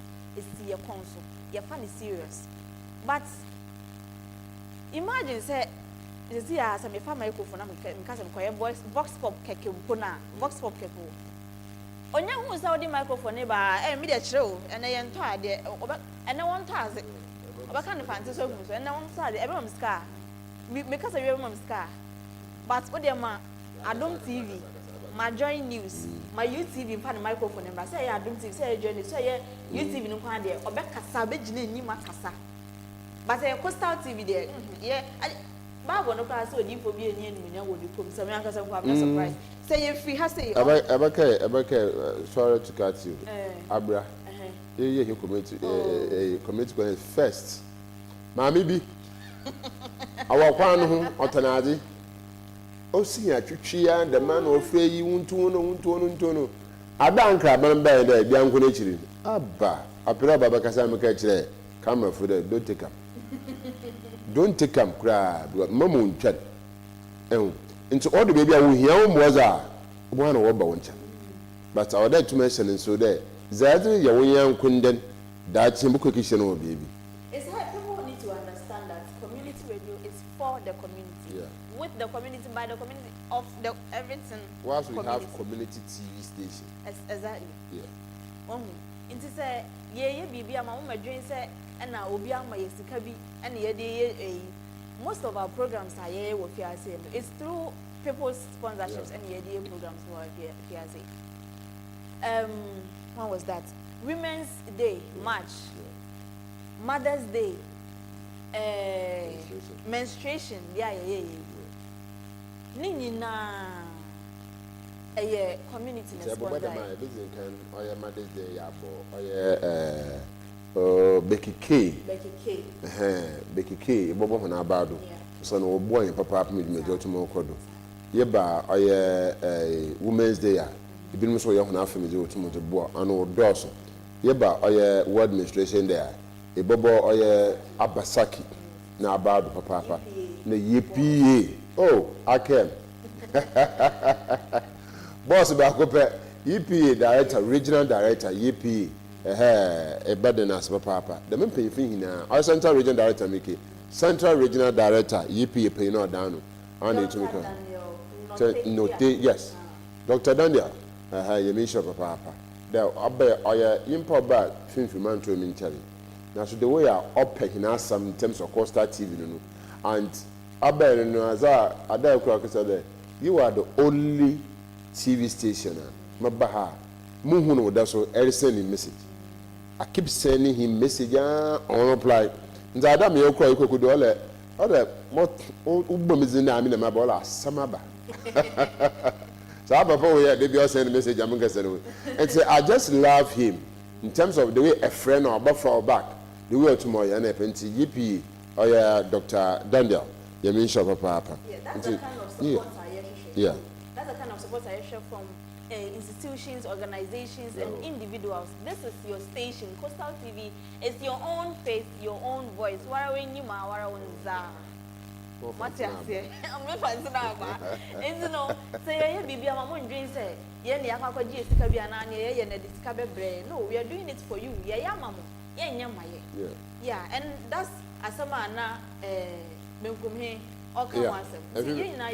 yeah, you are doing so why they atona za be pema bianin from make tell musa mutoni cresin okay crazy akofata to cresin we ma atoni cresin da ma aton oye sawi you sacrifice nti yim pe ada acho be sawi no abe wo sawi ada na adinam anu ma aton bi da ma aton nam hoye da na cresin da bra me bra o hwan de na ma aton ahwe so da I hear I'm talking on Jenny Alas.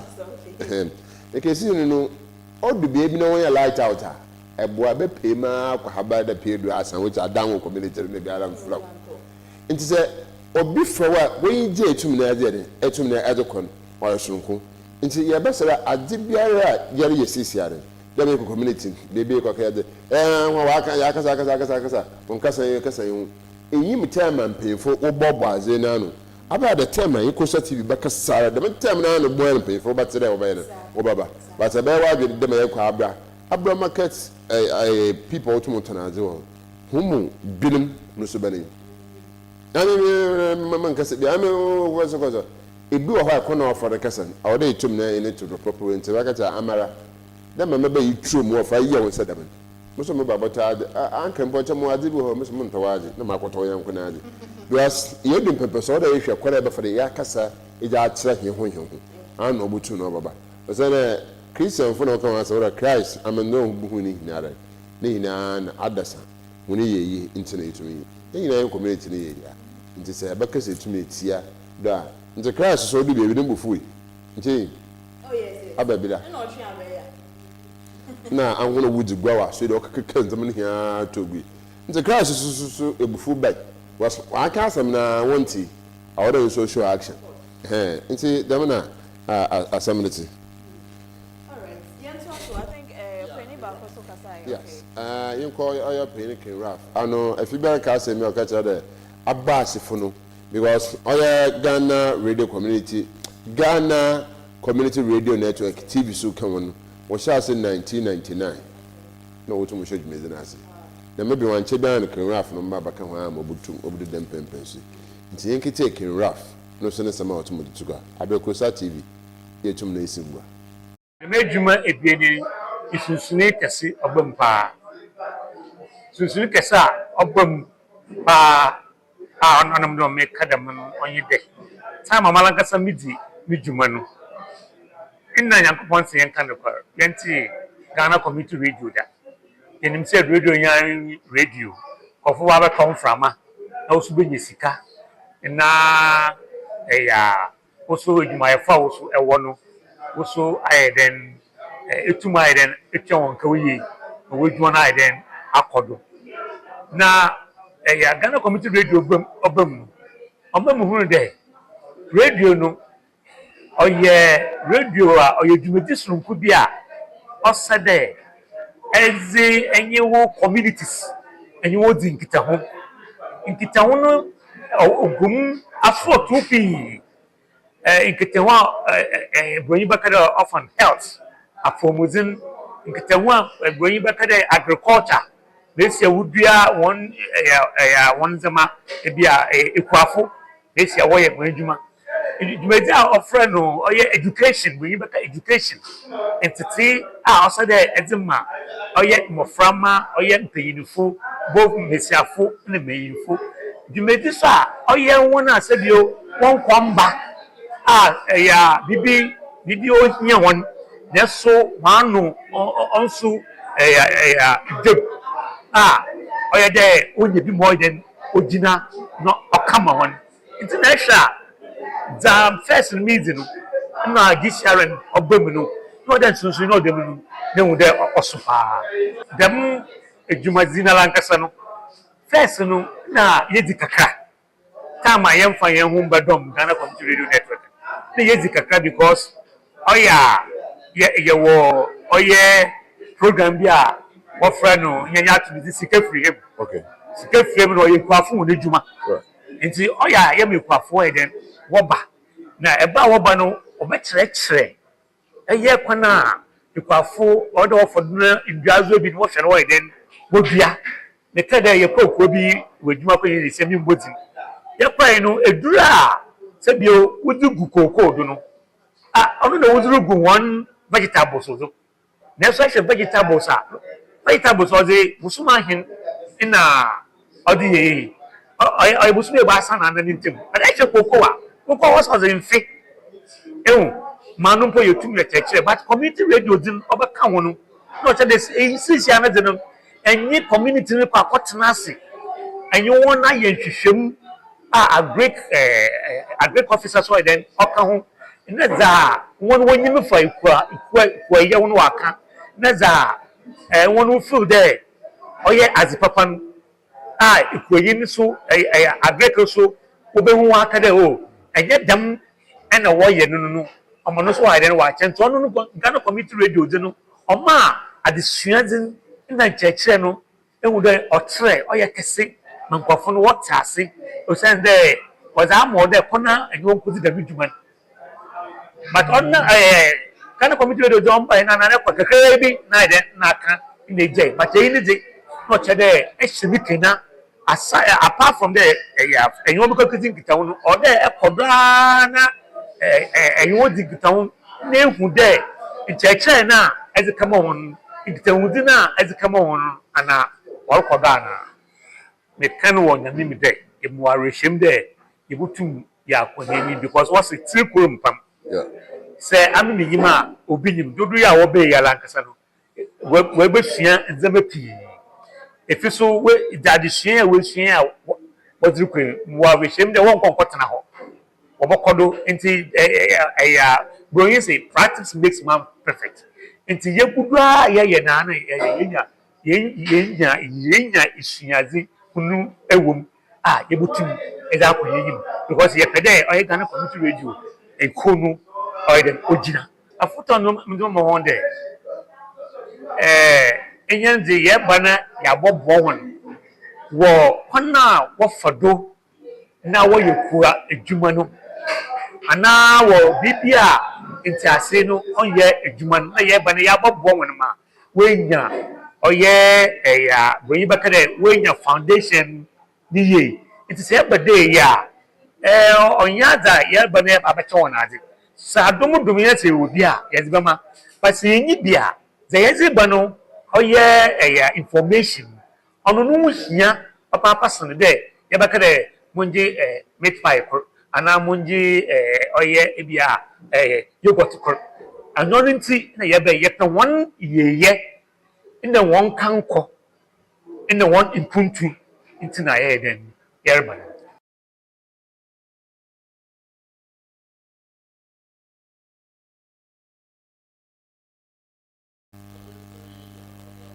Ken Raf otum no dutuwa da meke ne fantina no wotum no aba bensem wotum no da kire oye doma wotum wo hwen wose kona ba foda hin kitamuzi etum na aye eduma fe etum na abua nti the man na mara yetum yitu oro yetum yitu ana mara abutum na ya akohineyim je chim apomedene sam ekudwuma sam wumehwe sam sabi ahono wotum munye bi ahona unyi kamafo nti ne hina Ken Raf tum chechim do babua ya be yebusua ade so de ba oya ompassion do community a wada ba mazina wo kasa wo radio do kasa wo TV da eba mo de tumi te obo community nim na opera kira wadwen payfo si yen kese wie ba chi didi wie because idizi oye wi abre ya indidi bie ma kire nyibir idizi anapa indidi ti se wi abre idizi wi abre ti se nyibir anampo indidi ti se the following day kasa da de bakasa kam tema adasa ti payfo ka chen yen kese wie ni dizi da bizi wie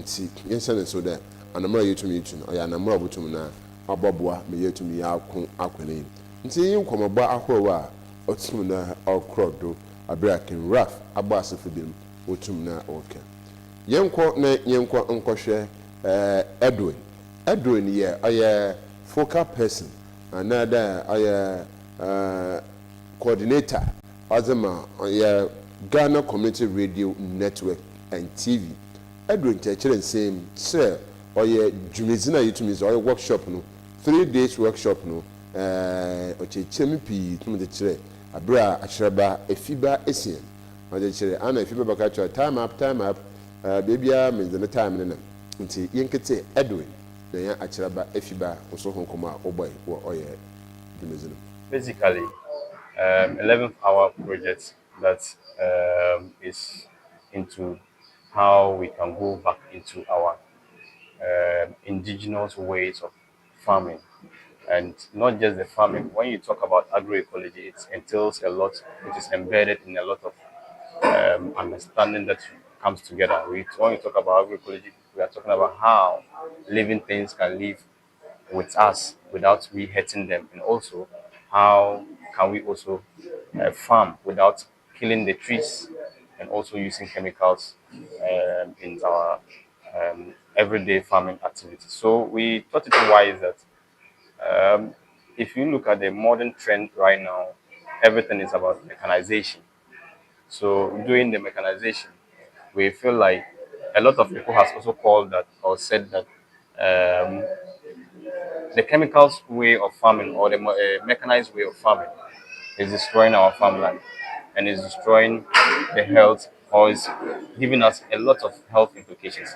So there is a need for us to go back to those ways, olden days of farming. So we thought it wise that, yes, of course, 11th hour giving us the funding, we should get involved to go back to our community and to speak to our aged or the elderly, because they have that mind or they have that knowledge in them. If we don't seek their consent or if we don't get that knowledge from them, they will die with the knowledge. And it will be unfortunate on us on how they used to do things. So we are empowering the community radios, 21 community radios across Ghana, to be able to go back to communities, get this knowledge, document it, not just documenting it alone, but also broadcasting it for other communities and other people to also learn and know how beneficiary agroecology or the indigenous knowledge our elderly have with us, and we should not let it go, and also get the youth involved. I must say, fundamentally, it is something that is not going to be easy, that the entirety of our communities will practice agroecology. Yes, of course, as you said, we are evolving, things are evolving, and everybody's moving away from that. But however, let's also consider the health of our families and also consider the things that within us. Look at how people are destroying trees. Look at how people are using chemicals. And we, as we were here, we just had the agric officer here citing an example that if you use an organic tomatoes and you use a chemical tomatoes and you put it down, within some 2 days, the chemical tomatoes will get rotten, but the organic tomatoes will keep on being good for you to use. Yeah. So that shows the difference. And we've gotten some people that are into the organic farming in small quantity, but they are making a lot of money. People have the mindset that, yes, of course, if you are doing it the organic way, you cannot cultivate a lot of products or goods, and you will not be able to sell to feed your family. But right now, people are doing the organic way, and people are buying into the organic way. And I bet you, it will get to some time that everybody would like to eat organic. So as we are starting today, most of us here, I must be frank, most of us here that are here or that we are training might not be practicing agroecology or might not do it. But as time goes on, as it sinks into the community, definitely 1 or 2 people will take it.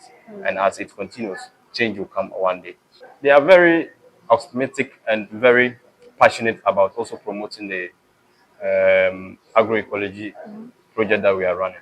Because if we look at them, whenever we call upon them to do an activity, to go into the community to get data for us, the work they put in shows that, yes, of course, they are also seeing the differences or the changes that is happening, and there's a need.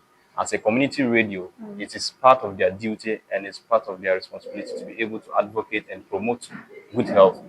So it is part of their duty, their commanded that, yes, of course, they need to advocate to people that, yes, of course, the organic way of farming or the agroecology. When you talk about agroecology, it's not just about farming alone. It entails a lot, as I said earlier on. So it's not just about those things, about planting of trees. It's about how animals can live.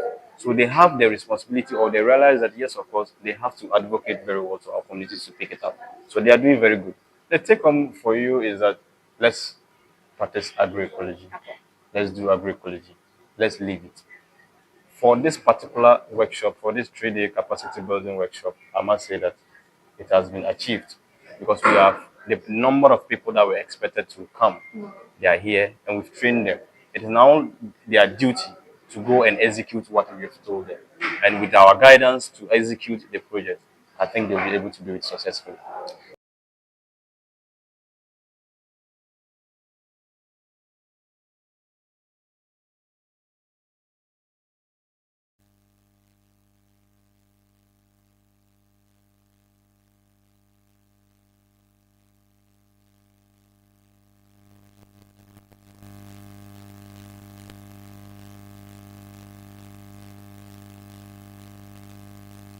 Basically, 11-hour project that is into how we can go back into our indigenous ways of farming. And not just the farming. When you talk about agroecology, it entails a lot. It is embedded in a lot of understanding that comes together. When you talk about agroecology, we are talking about how living things can live with us without we hurting them, and also how can we also have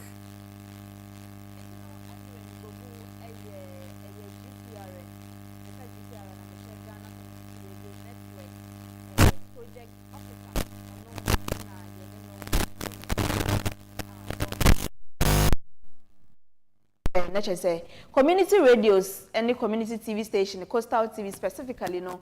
Yeah, crowd. Say you bear from the abo the ro. Ama agroecology and quite before so abo environment no ho ban no. But you can't change environment no dey ahye ho. Nti wonim dada. Ai ya fat ye ho so say ya sade say wo say esiye e ma ye nemom no. Yen kwa yen ntimi nye. Ye hia wo mo a wo a wo yekuani wo a wo ton ade o market wo a wo kwakọta ade na free market wo ti office wo abotai wo ye lawyer wo ye police wo ye hwan ye nyina ye wa asade say ye beye na environment no yen say no ye sanke ye say no mpo sa mpo kwa anka but the fact say yanka say ya pomuden so ye dey to asan esan mu eno so mpo minim ni say wanka say obey wa adwin say obeku hu for what and only akrafo na ejun kom be ka sure say enye so omunnim enye so omunnim say ni omo ye ne do ha obeba omunnim but sika pe entem me penentem nya me ho na omo ye niema ensem fata Mr. Making our communities better, let's leave no one behind.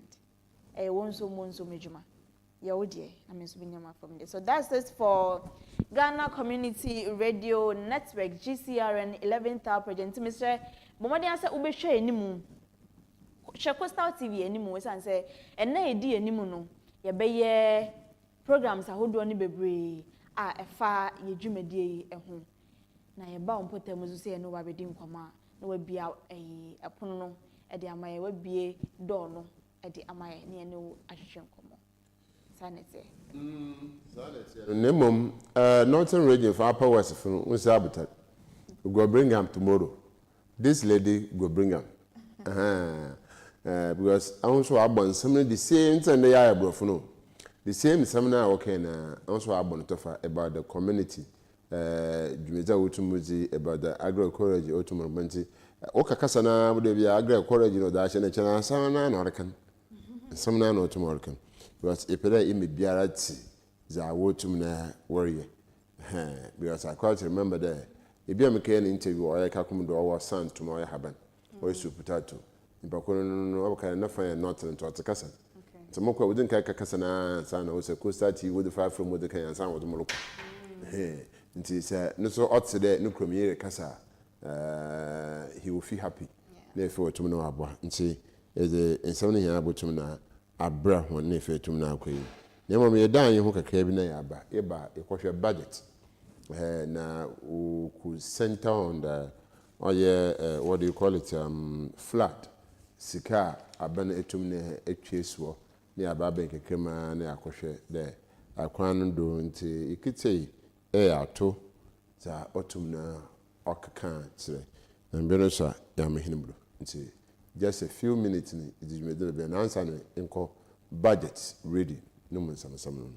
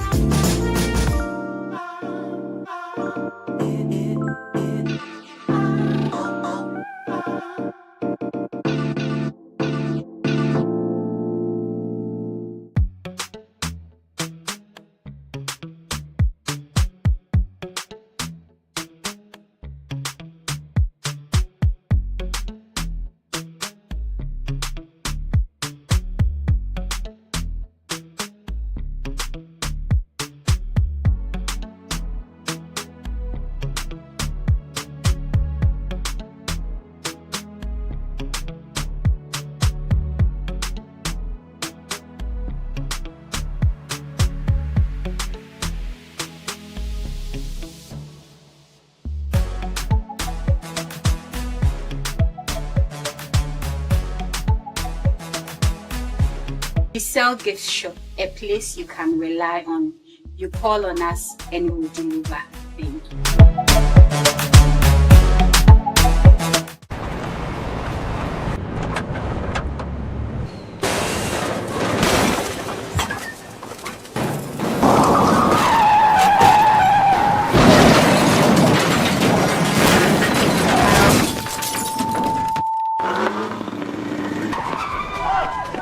National Petroleum Authority say, Mawa Bambo hu hia ukane. Ain't no, stay back and stay safe. National Petroleum Authority ebo bibia kokose se fuel tank enya akwanhia na edane a menko ho nkwaye wadwen se okosisa petrol ana fango no na afenso menye wadwen se wo ben fuel tank enya akwanhia ne ho agwa akodwetwa videos ana pictures na petrol ana fango wo hwenso ohua ko wo mu a enye sunsu asobone ewo apomodensem so fango nso eho ahometinti no enfomso akitu ebi ebetumi ameja tom amana gise ewom eba ne saa nipa dodo timi femu hihye ehwe mo nkwa emeja pade dodo na nso esei eno nti memfa wo nkwa nto chacha enye saa obenu ho nkwa na nyina se wo hu se fuo tanka bi enya akwanhia na adane amafango no ebugu mpa hwa na wa aman ho da. Stay back and stay safe. Emomo no aya fredum jejumayefo ana posifo no mo mehwe nso ano wutumi nso efre National Petroleum Authority ewo 0302 550 380 kaise wonkwa wo hoi ehu hia bebre esensa afango no kokoboi National Petroleum Authority ene de bro.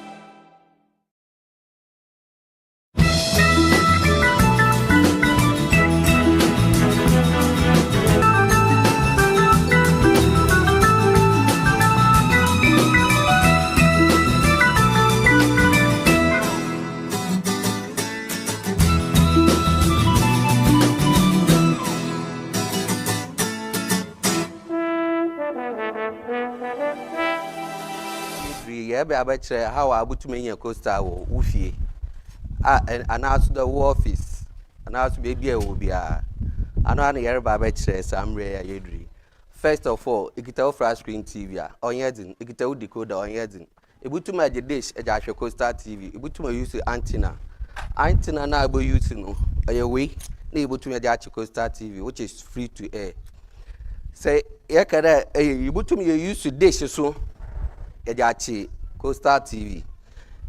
First yɛbɛkyerɛ antenna ne de no yɛbɔ di nka yɛ akɔ ebi wɔ hɔ onim TV. Nti the best way in there yɛbɛkɔ auto tuning no abɛkɔ menu ɛkɔ menu a first adze ɔbɛyɛ auto tuning na ɛde ato hɔ adze to hɔ a na press okay press okay a TV bi wɔ hɔ dame na ɔbaba ɔso TV bi na ne brand ba sisi a nea me use yɛ nasco nti no yɛkɔ auto tuning na yɛ press okay dame na ɔbɛ ɔyɛ tune setup no answer press okay sorry no answer press okay nti press okay na press okay na no anu na start there or scan ame me pen nti so obeda dama we na obecher nti me press menu no I press na ya ne ntam through this process no a scanner coastal TV obaba me twede no na ya akoye nim no ebutume use manual I installer onye din ebutume use manual no ababa ha ababa DTV manual tuning eko hɔ a na akɔhwehwɛ VHF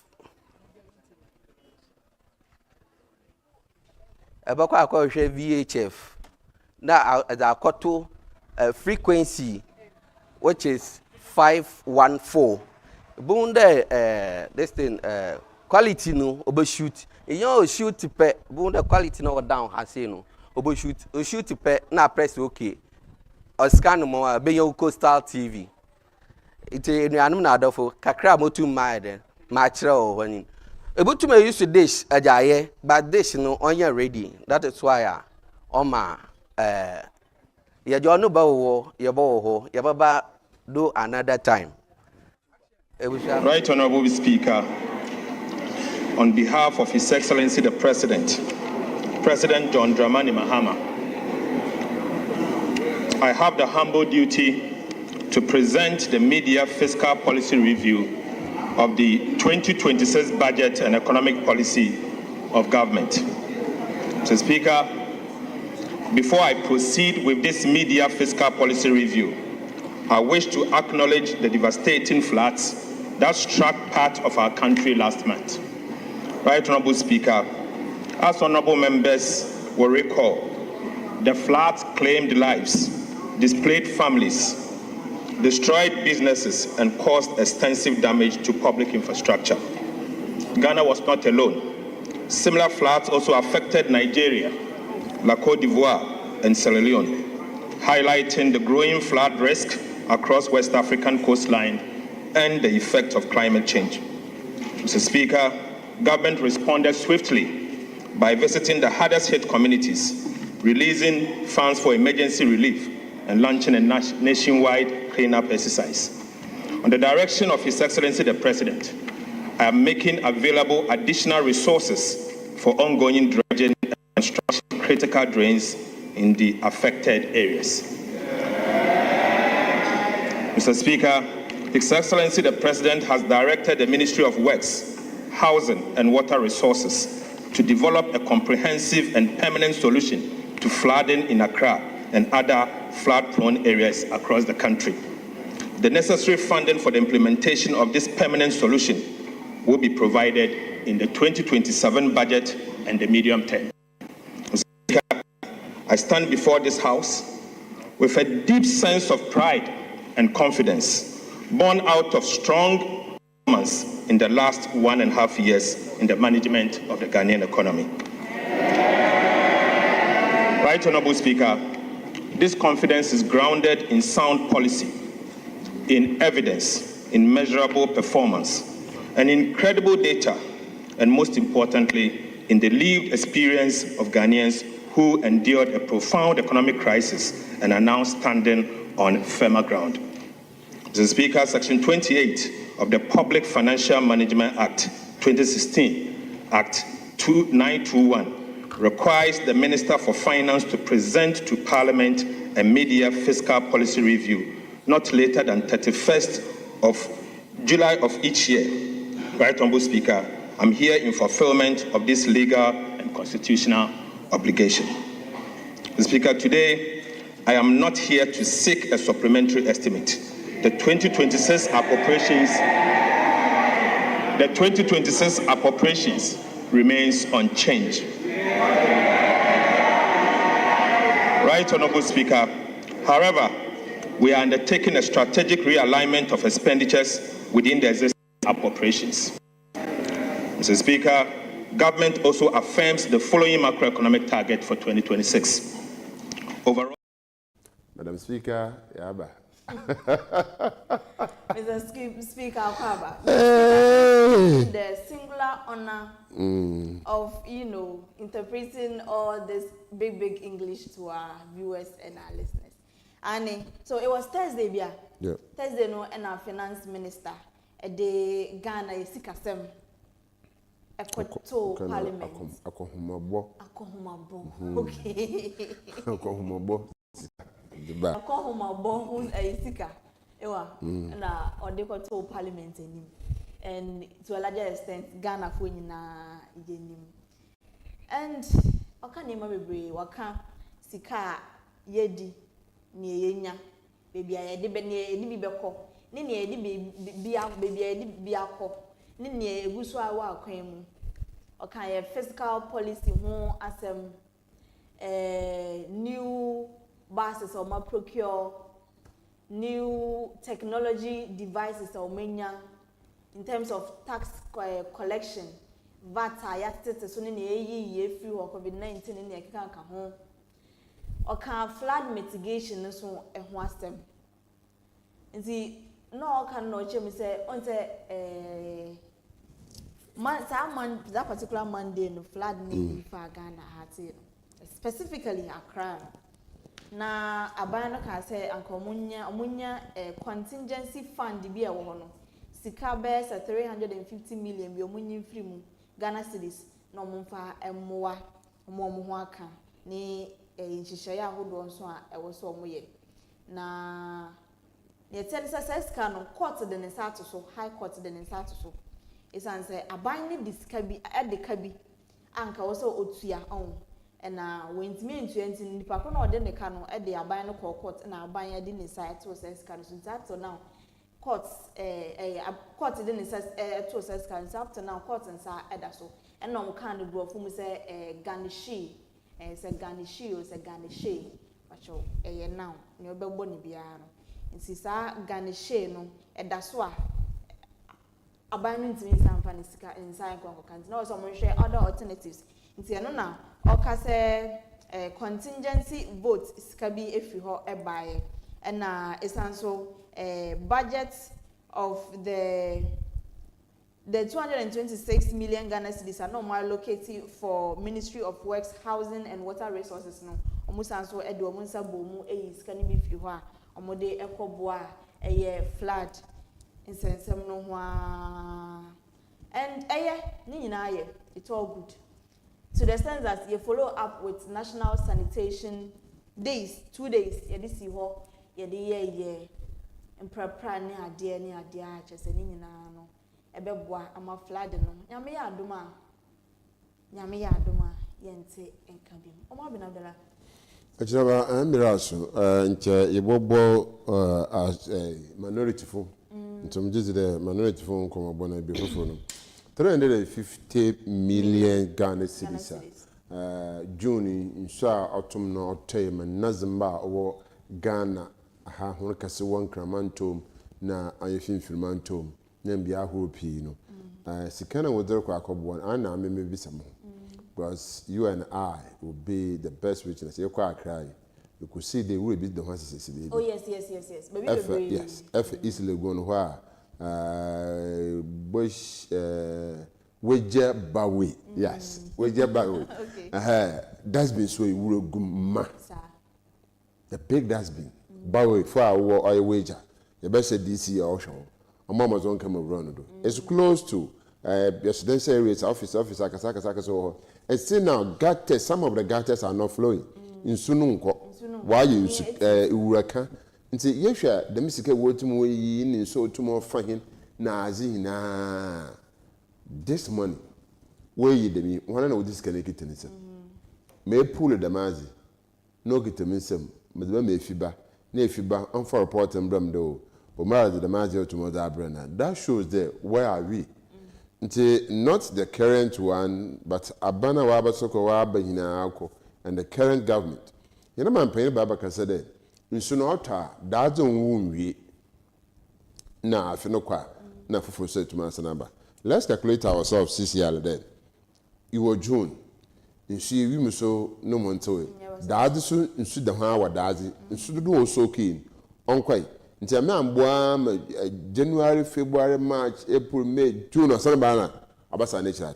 Until I'm 350 was the come a binum, which department, which ministries are scaled to Mboko, decentralization, once I between my community.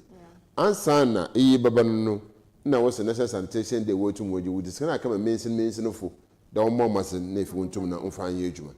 The Boko mention bin and a district bin a domo to my phone. The money is more than a domino to my phone if you want to Momba. Into your best here, you know, your best rank craban, none pay you for. The 350 million Ghana cities are working away, you know. A mama's in a fee, Jumizino, want to find I'm on for reports and sombra. Yes. Because Yabak can I share all your shelf for Miss Walker? I can number one, almost 400 or something. 400 or something, yes. Into a dozen. No, what no, got into 2-3 hours working canina. Into Ammi flood and what some animal to me. Yeah. Into young Shakona between after that. It's kind of be a papa on for home. Once during those days, no na videos be in Accra hono. And almost say sikana or more che amount of phone. Ebi monye bi na e ma bi kwampo no grantee interviews and no more kasa se mu baby sikana fa because dent na yen ya wo ha say na ye ho aka na this can be ko baby fufu akwa che ko yen sensem bebre. So I think I was say on the reports and so eba say na mo eba be first can mo ka che say mo person mo fa nje we mfa ko ye we no mo ma me kan che. So mo fa 350 million no den na mutimi e de ko ye oh ya de tegata mu ya de fankofo ye djuma mo muti so abola no ya de mankofo ye de sidan mankofo ye de tonnuane ne akande ya ka ho e mankofo o mo fa report ne bra na ye hu se we ni e no mo de Ghana sika e de ye enye kasake numbers man me hu ne ya so I can 1 2 3 ya me do 100 pe hu de abra pa na ka 1 2 3 426 from number 1 to 420 ni na asamo. Mr. Speaker, the man autumn all the BBC. In the last 25, I do tomorrow also. God bless our homeland Ghana and make our nation great and strong. 24, 26 and so watch out. Right, Speaker, I thank you. That's when summer autumn aka wadem nti yehwe nsama otum do bugu hinayim na za wotum na wo kire tum na kire na pepe so be buduru yize na wo yisum de yeyina no yebototo asem panyefo wo mama ze na fi wontum na womboa minority leader baka cho de anu na asem kan de nsam ne hina ye oye nsama with the brofaka si big English no ababa keka big asema okay big push agenda and infrastructure program no okay ho asem na okay say work has commenced on 7 projects 16 regions just the whole of Ghana in various regions in there's a road project going on and I say emu 13 and omaju at least 50% completion, including 6 projects that has exceeded 75%, while a further 15 projects had progressed beyond 25%. completion. Na oka we ni nyina no na me dwen say this big push agenda ya omuye ekwan ya omuye adenti na omanye no step by step ade no mo kan nyina bom system regions na mo kan nyina bom na mo ye nyina at go abran ka betimi aye no step by step say ye Winneba to hefa de area to say Accra to say Kaso say hefa de omugu so omuye omunya nwie ye we no wie ya na ye ha to ha na ye ha to ha na ye ha to ha instead say obeka ni nyina bom because oye ne mako uyi wie na uyi wo say fi hu na akakwa eno na ye effective say na ye wo 2026 2027 beba 28 ewo emfiche ya enche na aban yi ba be free so it's going to be about to aba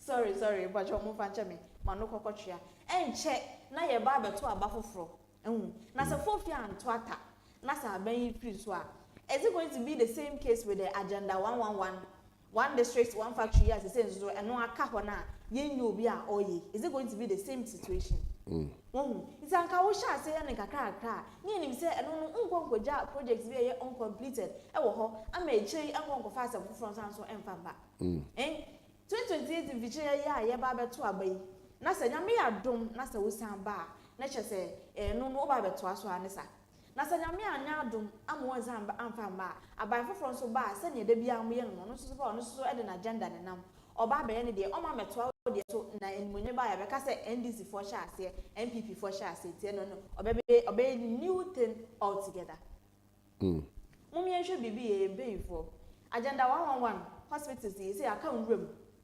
ebi ye fully completed. I can testify because a friend said Bokro agenda 111 is Western Region Assembly making that's why you completed your boss to be bia but hospital that's why obi ampo enkomu ko yehwe wo once aban buy one finance account the last time now health minister can say agenda 111 hospitals no within 4 years they cannot complete all of them. Anya de ombetinya complete all of them. AFIBA my am concern the road. One road network in our year we have different contractors, not only one contractor no tomorrow. Into that one okay good. Also be baby asha so or yeah friend ka so to no other banner no kwado budumbro was contractor here. Ebo him so contractor so bo him so contractor here. Damana pay for the income to cheche. Eni hina nature no.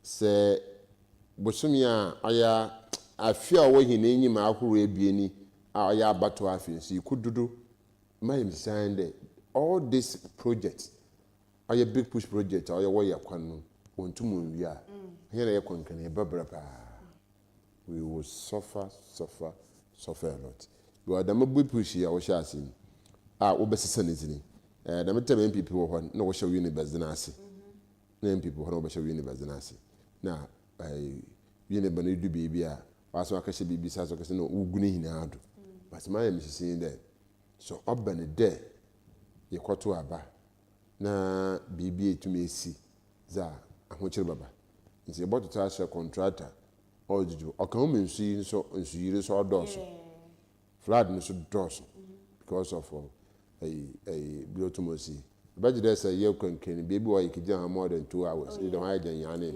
yonkwa yimba nti yanhwe oye minority leader no so nesema otum no to go third term you are not performing you say third term at two forces you are here presenting a budget and beneath it is a third term agenda where you are going to spend money for people to be calling for third term. We are watching you with eagle eyes. Third term, Munyan and debt. Munyan and China. Focus on 24-hour economy. You promise 1 job, 3 shifts. You promise industrialization. Ghanaian businesses have lost confidence in you. You cancelled the 1D, 1F, which was creating opportunity for the private sector. In its place, no policy alternatives. Electricity tariffs have gone up over almost 30%. Then you get up, you say you are promoting 24-hour economy. You have sacked public sector workers. Many of the Ghanaian youth lost their jobs. You sacked them. Today you are here. Instead of promising to restore them into their rightful places in the job market, you are not doing so. Then you come, you say we should praise you. Who is going to praise you? If you don't. Right, Jamin Sami Ahoro now minority leader, and that's what tomorrow do to go into AFIBA Mirasu. Or they may him. Yes. Na yemfa aseda emo tumfo nyankopon me wie my clear na no pay yet me the Coastal TV morning makes jumedie no I etwagu e digital channel 514 Facebook and YouTube yet me e de ababesumu aseda ne biam so enko e ma yabo for National Petroleum Authority NPA Diesel Gift Shop Patmo Prints and any Nesto Ventures yeda abo for assess o maso yase yedi jumedie yede bro sanso na aseda ne biam so enko enfama ye team anope ye ne omo ye adwuma ye Ben ene eje midin ye AFIBA ESSIEN anope me ne OMAR bin ABDULLAH na ehye adwuma de ase a ye de abareju sampempenso ene ye the 27th of July 2026 na ne yete ne se CNC Center for National Culture omo marketable skills training no ene be sha ase mesre se wonyanya wo form abomodin se ubenya form ni bi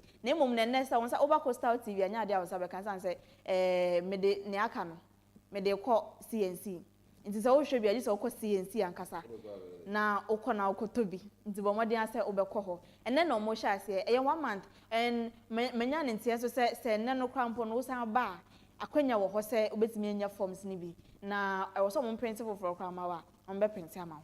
Na wetimi akwakoye training ni binti pacho men nyi wo ho emfi mo esa o hwe wo ya gisa afeda na foforo sanso aba nti nyina ye nhye no so sa aha ne de dwumadie ni nyina ebesi medase wa wo ti fie wo ti adwuma bia wo bia wo hwe Coastal TV no medase se uguso a wo hwe nyame adoma na se divine selection no ebisa kan ye na adepa bi chi a echina ebisa nso edi ehia mo mabai